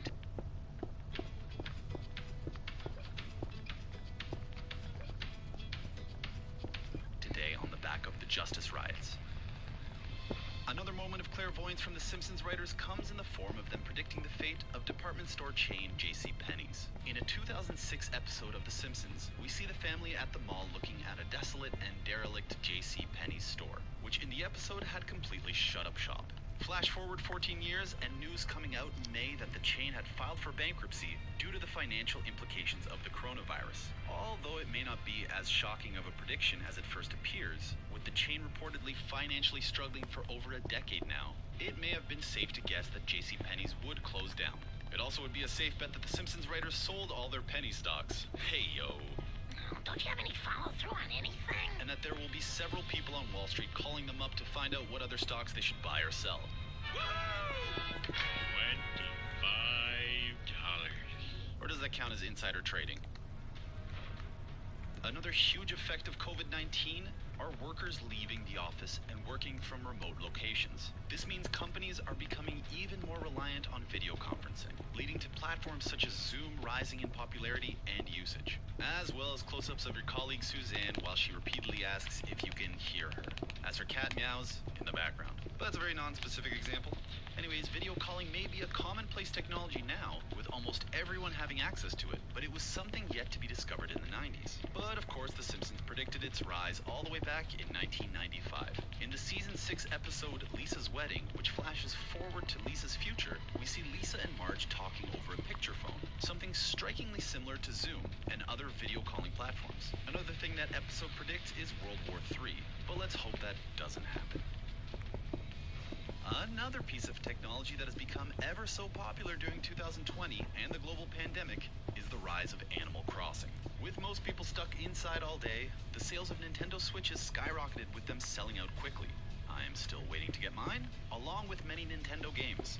But the most prevalent game was by far the life simulation game Animal Crossing. With people unable to go out in the real world, fans took to the virtual world and the game has been extremely popular since its release. And while The Simpsons may not have predicted the exact rise of Animal Crossing, they did predict the rise of these life simulation games, with an episode in 1998 referring to a game as Yard Work Simulator. Sounds familiar? Well, virtual gardening and farm games aren't exactly new. With the popularity of Farmville in the early 2010s, it does feel very relevant to today with Animal Crossing being such a major part of the zeitgeist. But with VR becoming ever more popular, I would be very intrigued to take part in the game of Yard Work Simulator, while my actual yard turns into a mini Mirkwood from The Hobbit. It is safe to say that the last two Star Wars, The Last Jedi and Rise of Skywalker respectively, have been somewhat controversial amongst its fan base. But one Star Wars outing that has been for the most part universally loved is the Disney Plus original show with The Mandalorian, which centers on Pedro Pascal's lone bounty hunter. While recent Star Wars entries in the Star Wars saga including the prequels, have been accused of moving too far away from its roots, The Mandalorian pays homage to the westerns that inspired the original trilogy, with The Mandalorian centered on a western-style hero in the mold of Clint Eastwood or John Wayne. In particular, the former, who starred in Sergio Leone's masterful Dollars trilogy, a main inspiration for Star Wars. But for cinema aficionados, you would know that in turn, the Dollars trilogy is inspired by samurai culture and the works of Japanese legend auteur Akira Kurosawa. Kurosawa also directly inspired Star Wars, with Lucas taking the main story from Kurosawa's Hidden Fortress as inspiration for A New Hope. The Mandalorian goes back to these roots, and although Lucas isn't the direct creator, his influence is felt in the show. This return was predicted by The Simpsons when Randall Curtis, a parody of Lucas, announces he's going to return to his roots of lifting off samurai and western movies. I'm going back to my roots. Plots and characters lifted from westerns and samurai films. While The Mandalorian may have been released in 2019, with the second season underway and more similar Star Wars projects on the horizon, it is still highly relevant in 2020. To finish up, we end on a 2020 prediction The Simpsons got wrong. Dun dun dun. Well, maybe. In the episode Sunday, Cruddy Sunday, which aired back in 1999, The Simpsons predicted a team in red with jerseys that strongly resemble that of the San Francisco 49ers, winning the Super Bowl in Miami. As sports fans will know, the Niners took on the Kansas City Chiefs this year in Miami for Super Bowl 54. But unfortunately for Niners fans, the result was very different, with the Chiefs edging out the California outfit in the fourth quarter and taking the championship back to Kansas. However, for you astute viewers out there, you will have noticed that the Chiefs also wore red, while the Niners wore white at the Super Bowl. So maybe they did get it right after all. What was your craziest Simpsons prediction? Are there any predictions you hope don't come true? Let us know in the comments below and make sure to subscribe to the channel for more Simpsons content.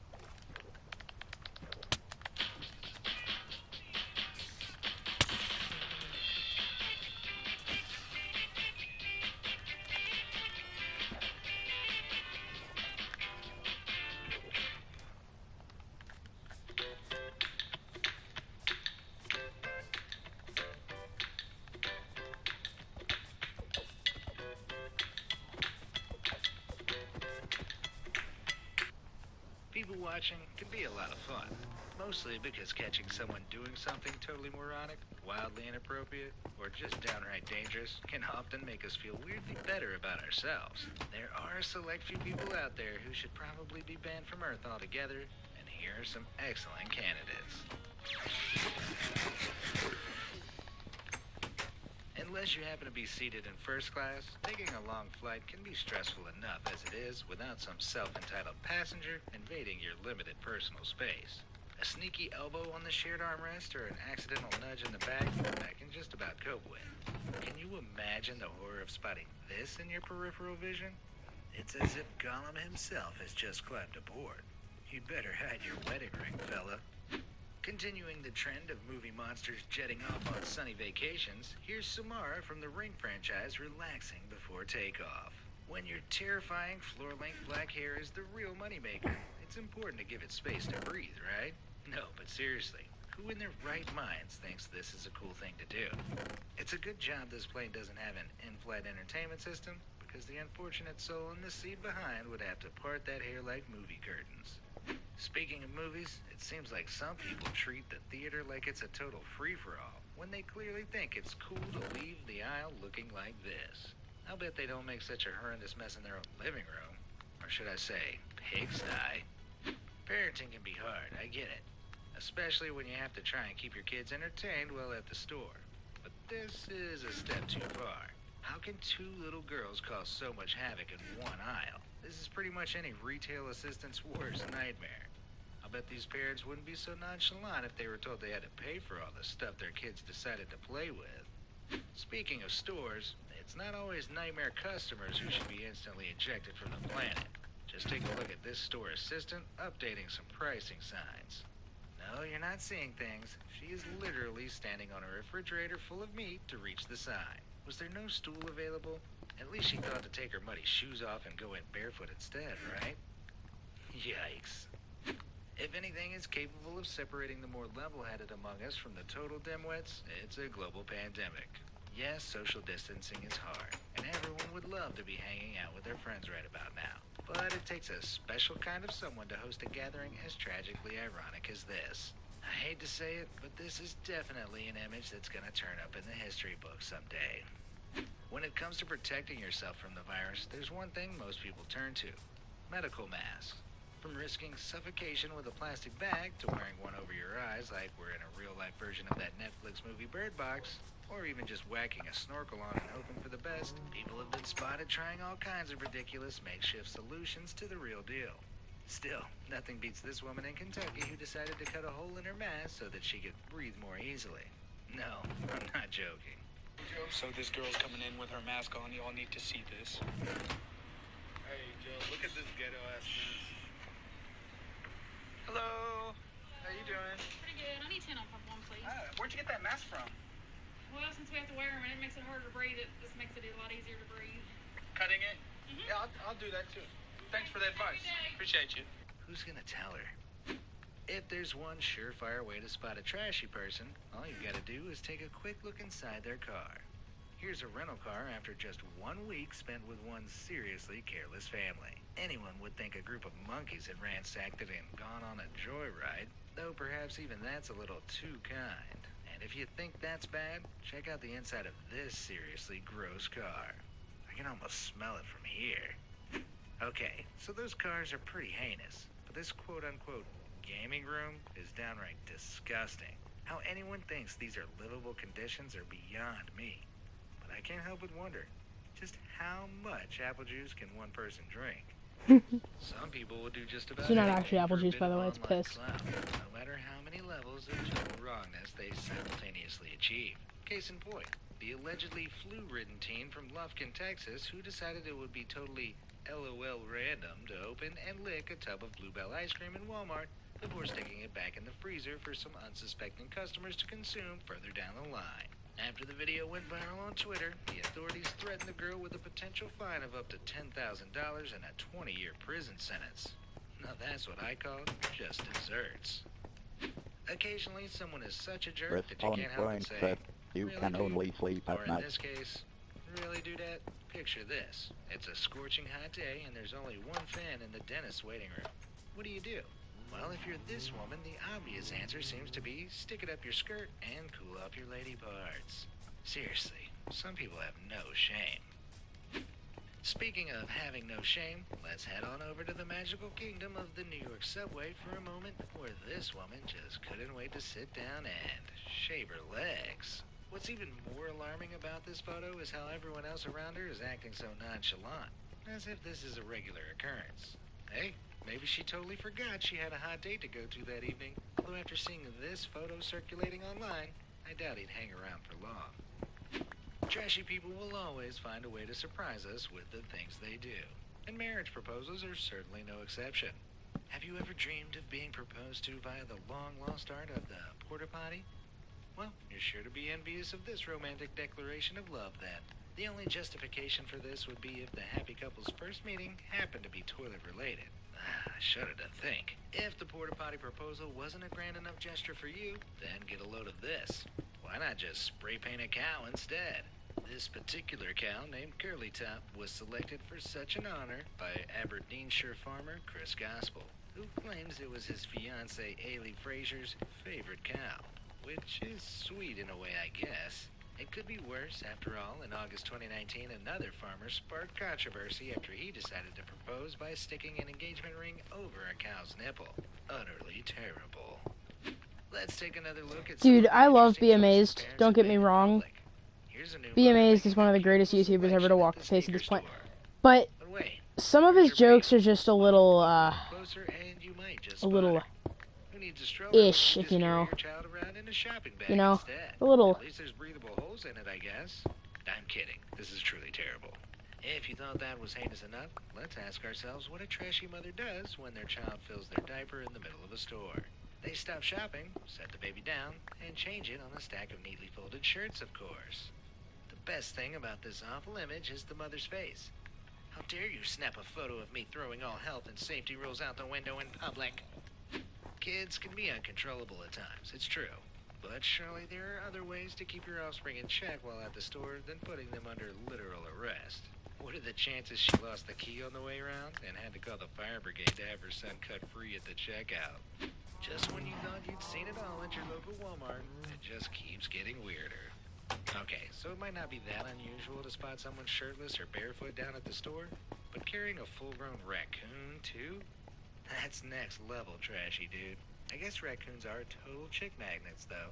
Yeah, if you don't happen to have a raccoon to hand, a killer outfit like this is sure to do the trick when picking up a hot date during their weekly grocery run. All that shopping can be tiring, so it's good to take a load off and put your feet up. But this isn't exactly what I mean. I'm pretty sure that box of apples isn't there for you to pop a squat on, lady. This is precisely why you should always wash your fruit and veg before you eat it, people. She's not alone. Here's another lazy oaf who decided that the buns looked like a comfortable place to perch. Come on, dude. Public toilets can be distressing places at the best of times. But what kind of sick, twisted human being would do something like this? You probably shouldn't be using this soap dispenser to wash your hands unless you like to go about smelling like fresh urine. It's not even as if this would be a convenient place to pee in an emergency situation.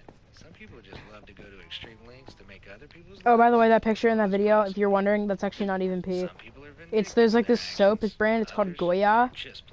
G-O-Y-A, Goya. For those who need them, but I'm not sure they're designed for such a wide load. What's even more baffling is that the whole hitching a ride thing seems to be a popular thing to do.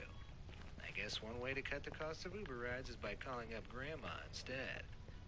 If there's one thing trashy people shouldn't mix with, it's animals. And yet plenty of unfortunate creatures fall victim to our thoughtless acts every year. Back in the summer of 2016, selfish holiday makers at the beach resort of Santa Teresita in Buenos Aires were responsible for the untimely death of a baby dolphin after they mindlessly removed the creature from the ocean and passed it around for selfies. After they were done, they left the calf to die on the sand. According to Argentina's Wildlife Foundation, the dolphin was a rare Franciscan species, which are vulnerable to extinction. Just leave nature alone, man. The saying a dog is for life, not just for Christmas, might sound cliche, but it's totally true, and some people need a firm reminder. Whoever took this alarming photo must have done a double take when they spotted this pooch staring out at them from storage locker 15. Oh my god, that actually Who works. stores their dog when they can't be bothered to deal with it anymore? Some people just don't deserve the companionship of a dog as adorable as this one, or any pets for that matter. There's a fine line between street art and straight-up vandalism, and this total hooligan definitely falls into the latter category. This little dude is certainly set for a life of crime, but it's not him I'm so concerned about. Check out Granny's approving face. Hold on a sec, is that Dame Judi Dench? Okay, she totally gets a free pass. During the global pandemic, anything remotely considered a must-have item, from toilet paper to pasta, has flown off the shelves quicker than Usain Bolt himself. Amidst all the panic buying, though, one fact remains true. If you're stockpiling hoard essentials like this guy, you're a bona fide COVIDian. Some people have taken even more extreme measures to avoid coming into contact with the virus, though. Just check out the selection of beans at this health store. Kinda ironic if the only full tube happens to be labeled Corona beans. Give me strength.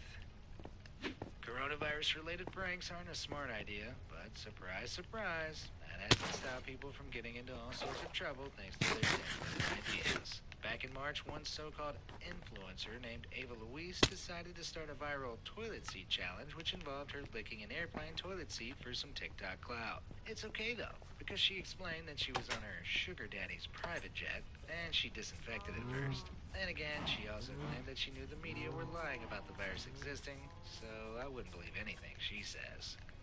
Licking a toilet seat is one thing, but believe it or not, there are some even more dough-brained pranksters Oh out my there. god, dude, are you... Like these guys. No, those aren't actual scientists riding the New York City subway with highly hazardous substances in their laps. This pair of Instagram wannabes, David Flores and Morris Cordwell, decided it would be a great idea to don hazmat suits and pretend to spill coronavirus on a busy commuter train back in February. As you can imagine, the whole charade didn't go down too well.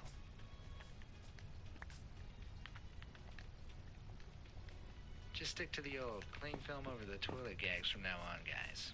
What's your pet peeve when it comes to stupid and trashy people like these fools? And who would you ban from the planet if you had the... The internet is filled with lies, deception, and fakery. Thankfully, every now and then, vigilant... Does anyone know, like, I don't know if anyone's actually watching, like, if anyone's gonna watch the stream anymore, but do you know any, like, people who are vegan, and you've seen them eat things that aren't vegan? Because I've never seen someone do that. Satisfied when the perpetrators are finally called out. There are hundreds of great examples out there, but here are 20. I've never seen someone who's not vegan, I mean, who's vegan, who eats non-vegan food. I don't know, I'm just really curious. Has anyone ever seen that? Because I haven't. In November 2016, the oldest of YouTube's controversial Paul brothers uploaded a video of himself trying out glasses designed to rectify color blindness. But there were a few issues. First of all, the reaction was a little excessive for the small change the glasses would offer. Besides, the glasses developed by Enchroma never claimed to cure color blindness as Logan's video title had suggested. They simply enhance distinction between colors the wearer can already perceive. Secondly, Logan's alleged color blindness wouldn't keep him from differentiating colors on his multicolored bird, Maverick, which he claimed to see as all yellow. Maverick is yellow. His whole body. This led some to question whether Paul was colorblind at all. Armies of internet truth finders banded together under the leadership of YouTubers like iDubbbz and H3H3, questioning the authenticity of the video. Logan eventually released a video admitting that his reaction had been inauthentic, though he insisted that he had embellished rather than lied. I exaggerated my reactions and the color blindness. That's why people thought that I was lying. However, I will say this. I did not lie. I did not lie. What I did do is embellish. There's a big difference. Sure, Logan. Sure. Number 19. PETA versus Steve Irwin. There are certain international treasures whose heartwarming legacies live on after their passing. Steve Irwin is one of these. Yet on his birthday, 13 years after his death, PETA thought it was wise to respond to a Google Doodle of him with a tweet reminding everyone he was killed while harassing a ray. According to PETA, he was disrespectful and frequently harassed exotic animals and their young. It didn't take long for the people of Twitter to bring up some of PETA's less than stellar history, which more than undermined their moral high ground. As it turned out, PETA once donated $70,000 to known arsonist Rodney Coronado, while, according to the Washington Post, PETA's shelters have had kill rates as high as 90%. They kill cats and dogs by the thousands instead of finding them places to live. Steve Irwin, on the other hand, inspired a generation of nature enthusiasts. Wrestling Crocs might not be ideal, but at least Steve didn't euthanize 90% of them. Number 18. Chicken Goo. The internet has a vendetta against McDonald's Chicken McNuggets. The most popular posts of disgust tend to involve mechanically separated chicken, or this pink goop that emerged in 2010. Many have tried to pass the pink goo off as mechanically separated chicken paste, but one prime cut example deviated from the more solid soft serve appearance for something more liquefied. As much as the individual built up the story, it was swiftly shot down as being the machine that distributes Tubby Custard from the popular children's show Teletubbies. And while no one's certain exactly what's featured in the original image, it's certainly more vibrant than real chicken goo. Though honestly, neither are particularly appetizing. Number 17. Women. History's saints? On October 29, 2016, filmmaker Michael Moore took to Twitter with a very odd statement. In an ill-thought-out attempt to support the female gender, Moore suggested that women can do no wrong. He claimed that women have had no part in atomic weapons or genocide, bear no responsibility for environmental issues, and have never participated in a school shooting. Sadly, a quick Google search could have saved him some severe embarrassment. Twitter user Battis Mama Jamma fired back with facts about Elizabeth Graves, a woman who played a significant role in the development of nuclear weapons. She then mentioned Siri Powell, Shell's head of global exploration, who's responsible for helping the oil company's expansion, which hasn't exactly screamed environmentalism. She also introduced Moore to Elsie Koch, a commander of the Buchenwald Nazi concentration camp, and Brenda Spencer, one of the first modern school shooters. Who'd have thought? Women are capable of bad stuff too. It's almost as if they're human? Number 16. The impossible model. Instagram star Amelia Liana had quite the scam going when she posted images of herself in iconic places across the world.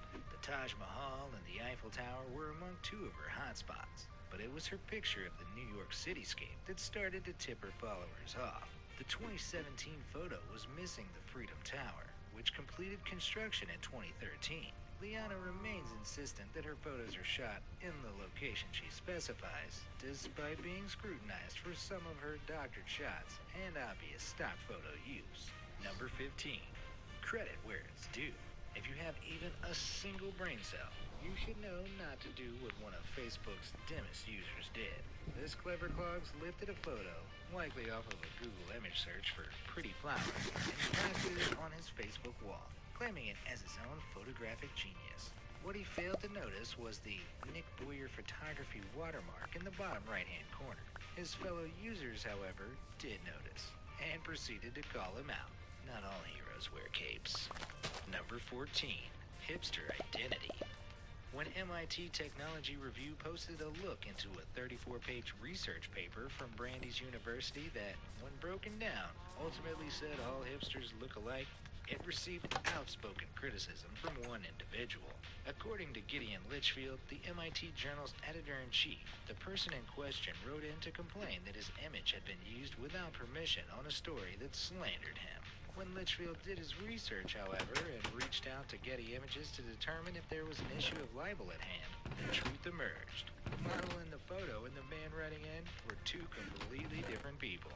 The individualistic complainer wasn't so special after all. Even to him, it turned out hipsters do all look the same. Number 13. Popcorn.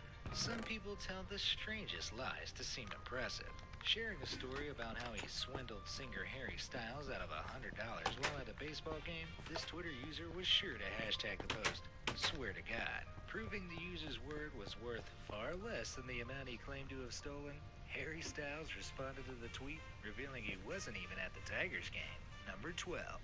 Bali Bananagram. It's understandable to be worried if, scrawled onto your banana, are the words, "Help, I slave in Bali, send help please." But the reality is that, despite the attempts of the original poster, it was clearly not from a Bali slave. As a Reddit user pointed out, the writing on the skin would have bruised in the time it took to come from Bali. Moreover, as the Matucci sticker indicates, the banana came from the El Oro province of Ecuador, which is about 11,000 miles away. Number 11. A real shame. For a Facebook narcissist, having people you know in real life as Facebook friends can be a real issue. When this user claimed men can't be fat-shamed because, unlike women, men being fat is by and large a choice, her brother chimed in with some truth bombs. Though she claimed to be genetically predisposed to being overweight, her brother publicly reminded her of the many times doctors had explained that her obesity was not related to genetics. According to her sibling, her lazy lifestyle and the body that comes with it are the only things that are, by and large, a choice. Number 10. First class faux pas.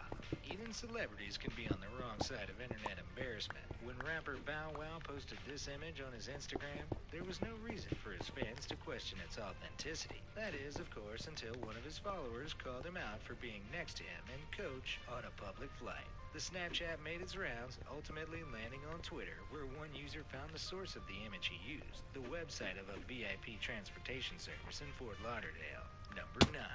Paul's prices. As I've established, Logan Paul loves to embellish. What I did do is embellish. There's a big difference. In one case, Logan went as far as $2.96 million worth of embellishment. When Logan revealed this video filmed in Dubai titled "My New $3 Million Watch," his embellishments didn't go unnoticed. Touch the watch. There's a $3 million watch sitting on my wrist. As a matter of fact, he outed himself in the same video and revealed the watch he did purchase was only $40,000.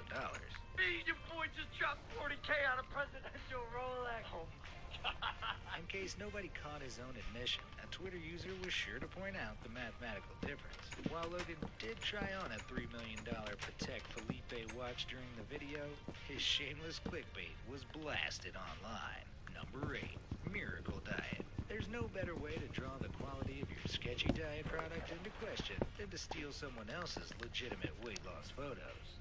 Unfortunately, this original poster's genuine achievements were undermined by blatant lies on the part of multiple shady Instagram accounts who repurposed her transformation to their own nefarious needs. Luckily, though, she had the last laugh, as her rebuttals soon went viral. Number 7. Involuntary manspreaders. In recent years, this particular seated pose has been labeled as manspreading. Some see it as an act of male dominance, while others insist it's a natural way to avoid compression. All that aside, when the person responsible for this image posted their clever caption calling him a manspreader in recovery, they weren't expecting to be called out. As it turned out, the secured legs have nothing to do with manspreading. Instead, it's intended for people with Tourette syndrome or epilepsy to keep them from kicking in the event of an episode. This proponent of social justice had just mocked a disabled person. Great job, hero. Number 6. Klan on campus. When this disgruntled student shared a video of an active Ku Klux Klan group in Bowling Green, Ohio, their concerns seemed genuine. But after a brief investigation by the school, the hooded Klansman turned out to be nothing more than an overly active imagination. According to a series of photos posted in response, the alleged white cloak had little to do with the KKK and more to do with protecting science equipment. Number 5. I'm vegan. For lifestyle blogger, influencer, and outspoken vegan Giovanna Mendoza, deceiving her followers was just another aspect of the job. Unbelievably, Giovanna appeared in a video on the Vegan Bean YouTube channel, tucking into a plate of fish. Freeze! Vegan police! Vegan police! Though her realization and feeble attempts to hide her plate were hilarious, her fans felt deeply betrayed. In response to being outed, she posted an apology video, asking for forgiveness and explaining that she planned on telling her followers about her real diet. Unfortunately, her apology video garnered tens of thousands of dislikes, and she's since lost thousands of followers. Number 4. Breaking stereotypes. The internet seems unwilling to let go of the stereotype that models lack intelligence. When the Coding.Engineer Instagram page posted an image of a Victoria's Secret model touting her abilities with various programming languages, the response was that of bitter mockery and doubt. That is, of course, until the model in question, Lindsay Scott, listed her credentials. These included work as a professional software engineer and a double major computer science and theater degree from Amherst. Sounds pretty legit to me. Number 3. Driving division, one click at a time. There are real instances of racism and concerns over blackface. And then there are people that wish to create an outcry purely for coverage. A good example is this article by National Review, which tried to make its followers believe charcoal face masks were deemed racist by the public, especially black communities. Thousands chimed in to clear the air that the claims made in this article are simply not true, and were in fact stoking the flames of division just for clicks. It goes to show, don't get swept up in what you read online. Number 2. This is not a drill. To the casual eye, this image may incite some confusion. Pair it with the attached caption, and you have the makings of a dangerous social media post. While one individual seems to have taken the bait, believing these American children were forced into Muslim prayer, another was pretty straightforward with the truth. In states prone to tornadoes, drills are run for student safety. This prone position is common and in no way linked to Muslim prayer. Sometimes online fakery crosses the line from funny to scary, especially when people buy it. Number 1. Exposing yourself to the internet. Some people don't need the internet's help. They embarrass themselves quite easily. Take a look at this photo. Do you spot anything unusual? It's more than just a messy table. This person is selling illegal substances on Reddit, of all places. But it gets better. Tucked underneath the desk, clear for any police officer to see, is the dealer's ID. It's unclear whether the 5-0 tracked this perp down, but the Stupid People subreddit certainly did. So which of these embarrassing exposures made you facepalm the hardest? Let me know in the comments section down below. Thanks for watching.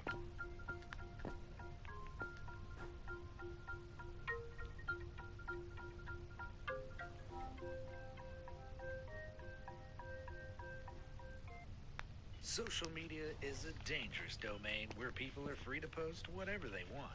But sometimes they forget just how easy it is to be caught out spreading lies. From Facebook to Instagram, here are some of the dumbest people who were embarrassingly exposed online. If you're going to post a shameless selfie on Instagram, it's probably best to be transparent about it rather than making yourself look like a total fool.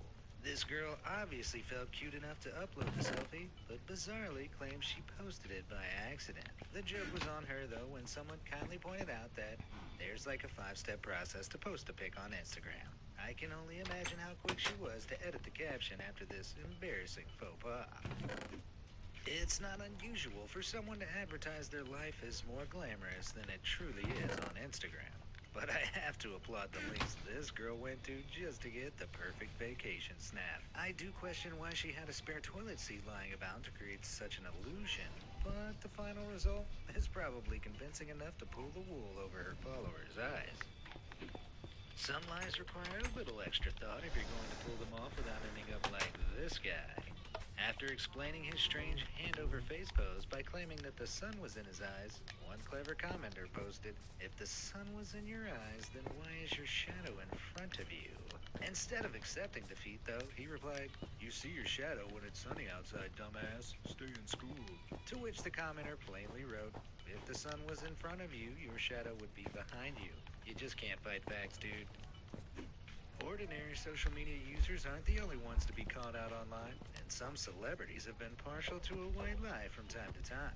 Lindsay Lohan fell into that trap in 2015 when she uploaded this Instagram snap hoping that no one would notice the suspiciously warped door frame. Maybe she thought that mentioning why she cropped her feet out in the caption would draw the attention away from her abnormally round behind. But it certainly didn't work. Back in 2014, singer Sam Smith also found himself in a sticky situation after embarrassingly exposing himself online in a series of tweets. After finishing a concert in Nashville, he told fans that he couldn't hang out post-show because he was feeling sick, which turned out to be a lie when he tweeted the following morning, "Best night ever at a karaoke bar in Nashville." It really takes something to accidentally call yourself out for lying.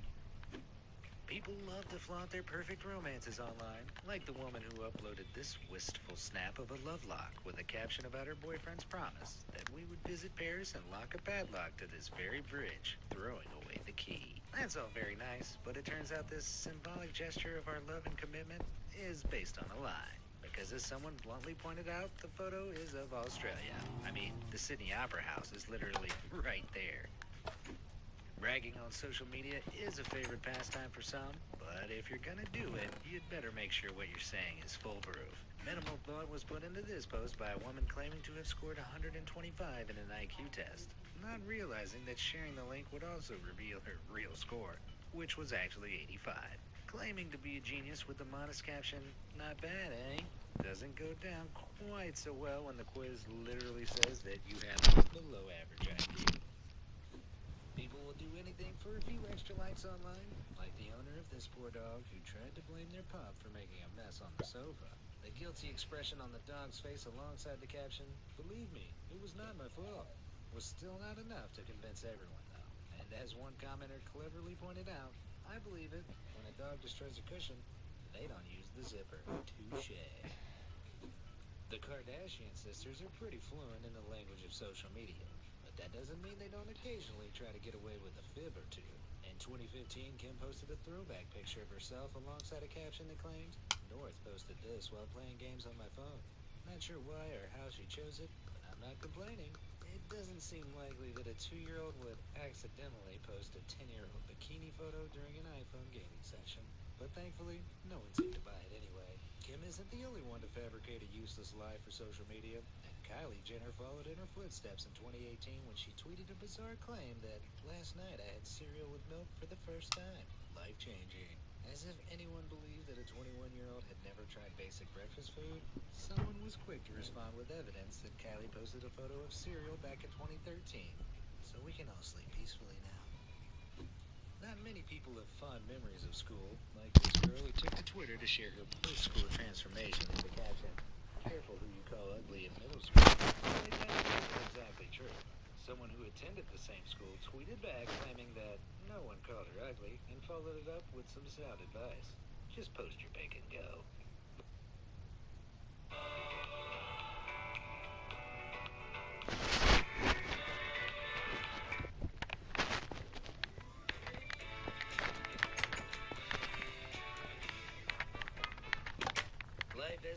reality star can be hard when the work dries up, so paid social media promotions are a quick cash fix. But if you're going to advertise a product, you should probably test it out first.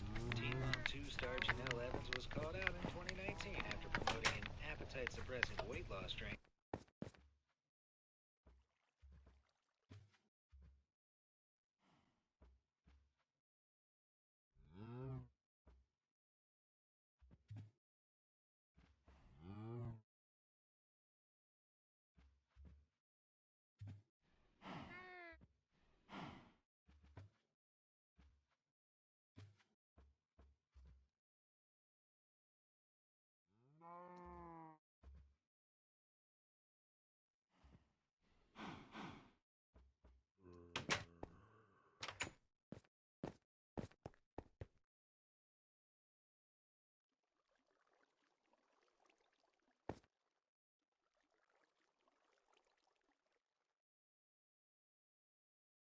Output is expected to be top-notch. The way they spend their weekend to what they eat for breakfast. Britney Spears was obviously feeling the pressure when she posted this appetizing photo of her meal. The caption, "It's honestly too good to be true," turned out to be highly ironic, though, when someone found that she'd just pinched the image from a Mexican grilled corn recipe. Dating apps can be tricky when not everyone is totally honest. But did this guy seriously expect no one to notice that he pasted his facial features onto Bradley Cooper's head? Shouldn't it be the other way around anyway? And what was he gonna do on a first date? As if that wasn't bad enough, check out the most inefficient catfish ever who forgot to change his profile picture before sending out photos of a topless model. At least he stuck to his guns when confronted with the inevitable, "Lol, that's not even you," by claiming, "Why say that?" But the evidence speaks for itself. Everyone remembers their first relationship, and thanks to Facebook, you can advertise it to the whole world too. This boy was clearly tired of waiting for the perfect girlfriend to come along, so he just created one instead. And who better to date than an uncanny doppelganger? Facebook has become a useful tool for selling unwanted goods, but something about this post advertising brand new sunglasses doesn't seem right. The poster claims they've never been worn and just aren't his shape, but maybe he should have thought about changing his profile picture before making such bold claims.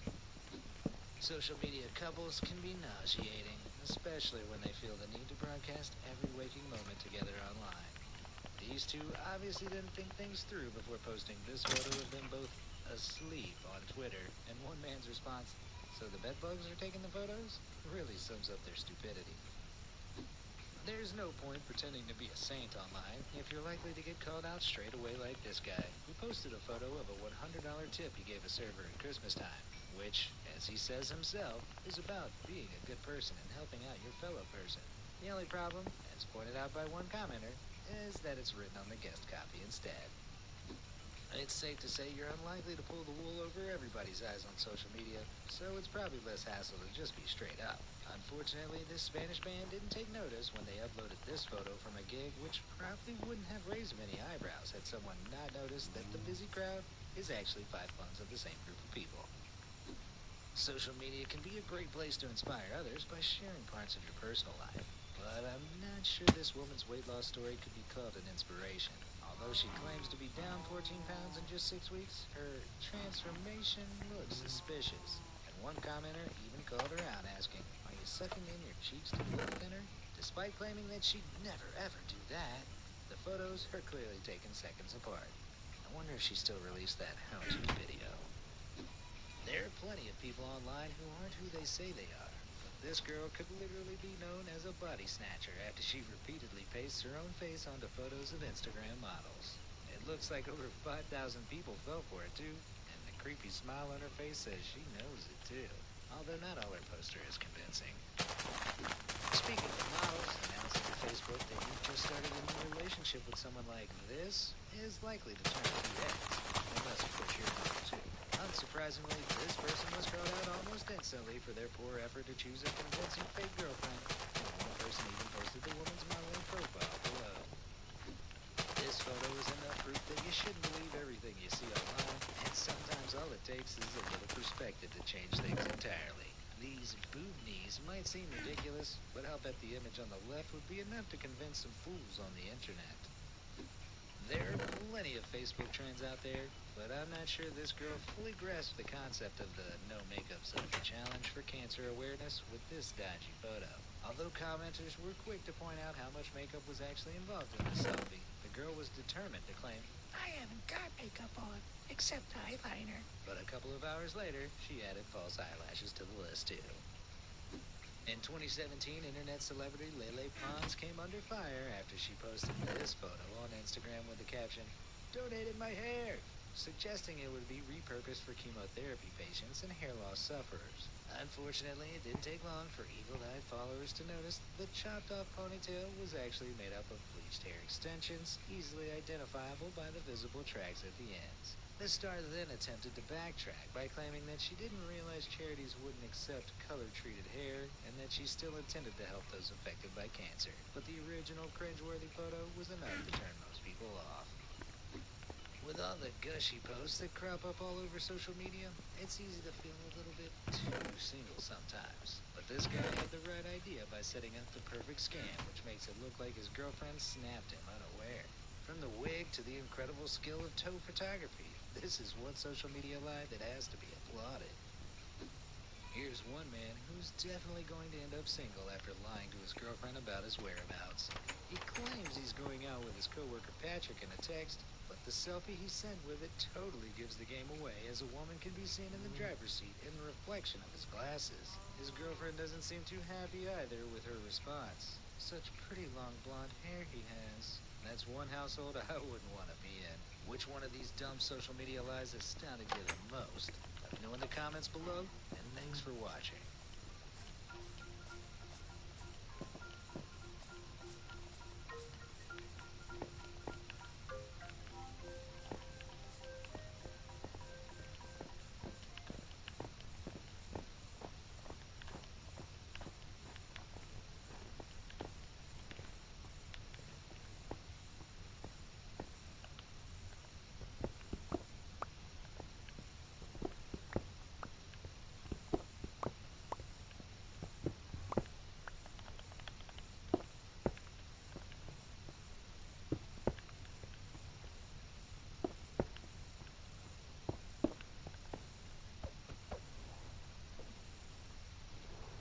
Discover all-natural IA sour cream. Daringly simple, amazingly delicious. When the skies open up, we don't back down. We've all heard the old saying, don't believe everything you read on the internet. And these people demonstrate why that's such sound advice. Luckily, for every liar out there in cyberspace, someone is waiting to call them out. Check out the hilariously embarrassing ways these people got exposed. Several reputable news sources posted false headlines claiming the death of Lance Armstrong. According to these breaking news stories, he died from stage 4 colon cancer, as confirmed on Facebook by his daughter Anna. His fans were shocked and devastated by the announcement, until Lance himself came out to prove the reports wrong. He took to Instagram with a quote by Mark Twain, stating, "The rumors of my death are greatly exaggerated." This quote was paired with a video of the cyclist holding up a phone displaying the bogus article while smiling and shaking his head. So maybe you're not quite the Picasso you've always wanted to be, and that's alright. Just don't do what this person did and try to pass off a default drawing on the Apple Procreate app as your own. After claiming to have spent 10 hours working on the art project, someone quickly recognized the photo and exposed them. One woman was outraged when two younger individuals didn't offer up their seats to her on public transportation. She took her ranting to Twitter with a selfie featuring the two girls and the following caption, "Inconsiderate youths occupying the disabled seat while an elderly woman is standing right in front of them on the DLR." Her complaints might have been taken into consideration if it weren't for the empty seat shown right behind her in the photo. I guess she didn't care at all for the backlash this tweet received, as the post was removed shortly after going viral. Jimmy Johns is the star behind both of these embarrassing displays of internet fakeness. In the first image, one person claims that their influx of wealth is causing personal problems by stating, "The more money I made, the faker they got." Their co-worker promptly replied to the statement and revealed that they each pull in $7.75 an hour working at Jimmy John's. Now, who's the fake one again? In another fast food fiasco, Jimmy John's tagged Wendy on Twitter for hashtag National Kiss a Ginger Day. To which Wendy's replied, "Not sure how we feel about kissing someone with 2 first names." Things got awkward when Jimmy Johns returned the tweet, revealing the redhead's full name, Wendy Thomas. So much for that match made in corporate heaven. This shady attempt at knocking down the competition took things to a whole new level. One restaurant owner left a review, attempting to tarnish the reputation of his competitor while directing potential customers to his establishment. His restaurant rival publicly replied to this review with the following statement. "I know that you work at that other place you mentioned. Pretty damn dirty tactics you guys are..." We started out at our tiny little post office delivering a handful of packages. Working with Amazon is a total game changer. We've seen consistent growth year after year after year. Trying to gain business, and shame mine.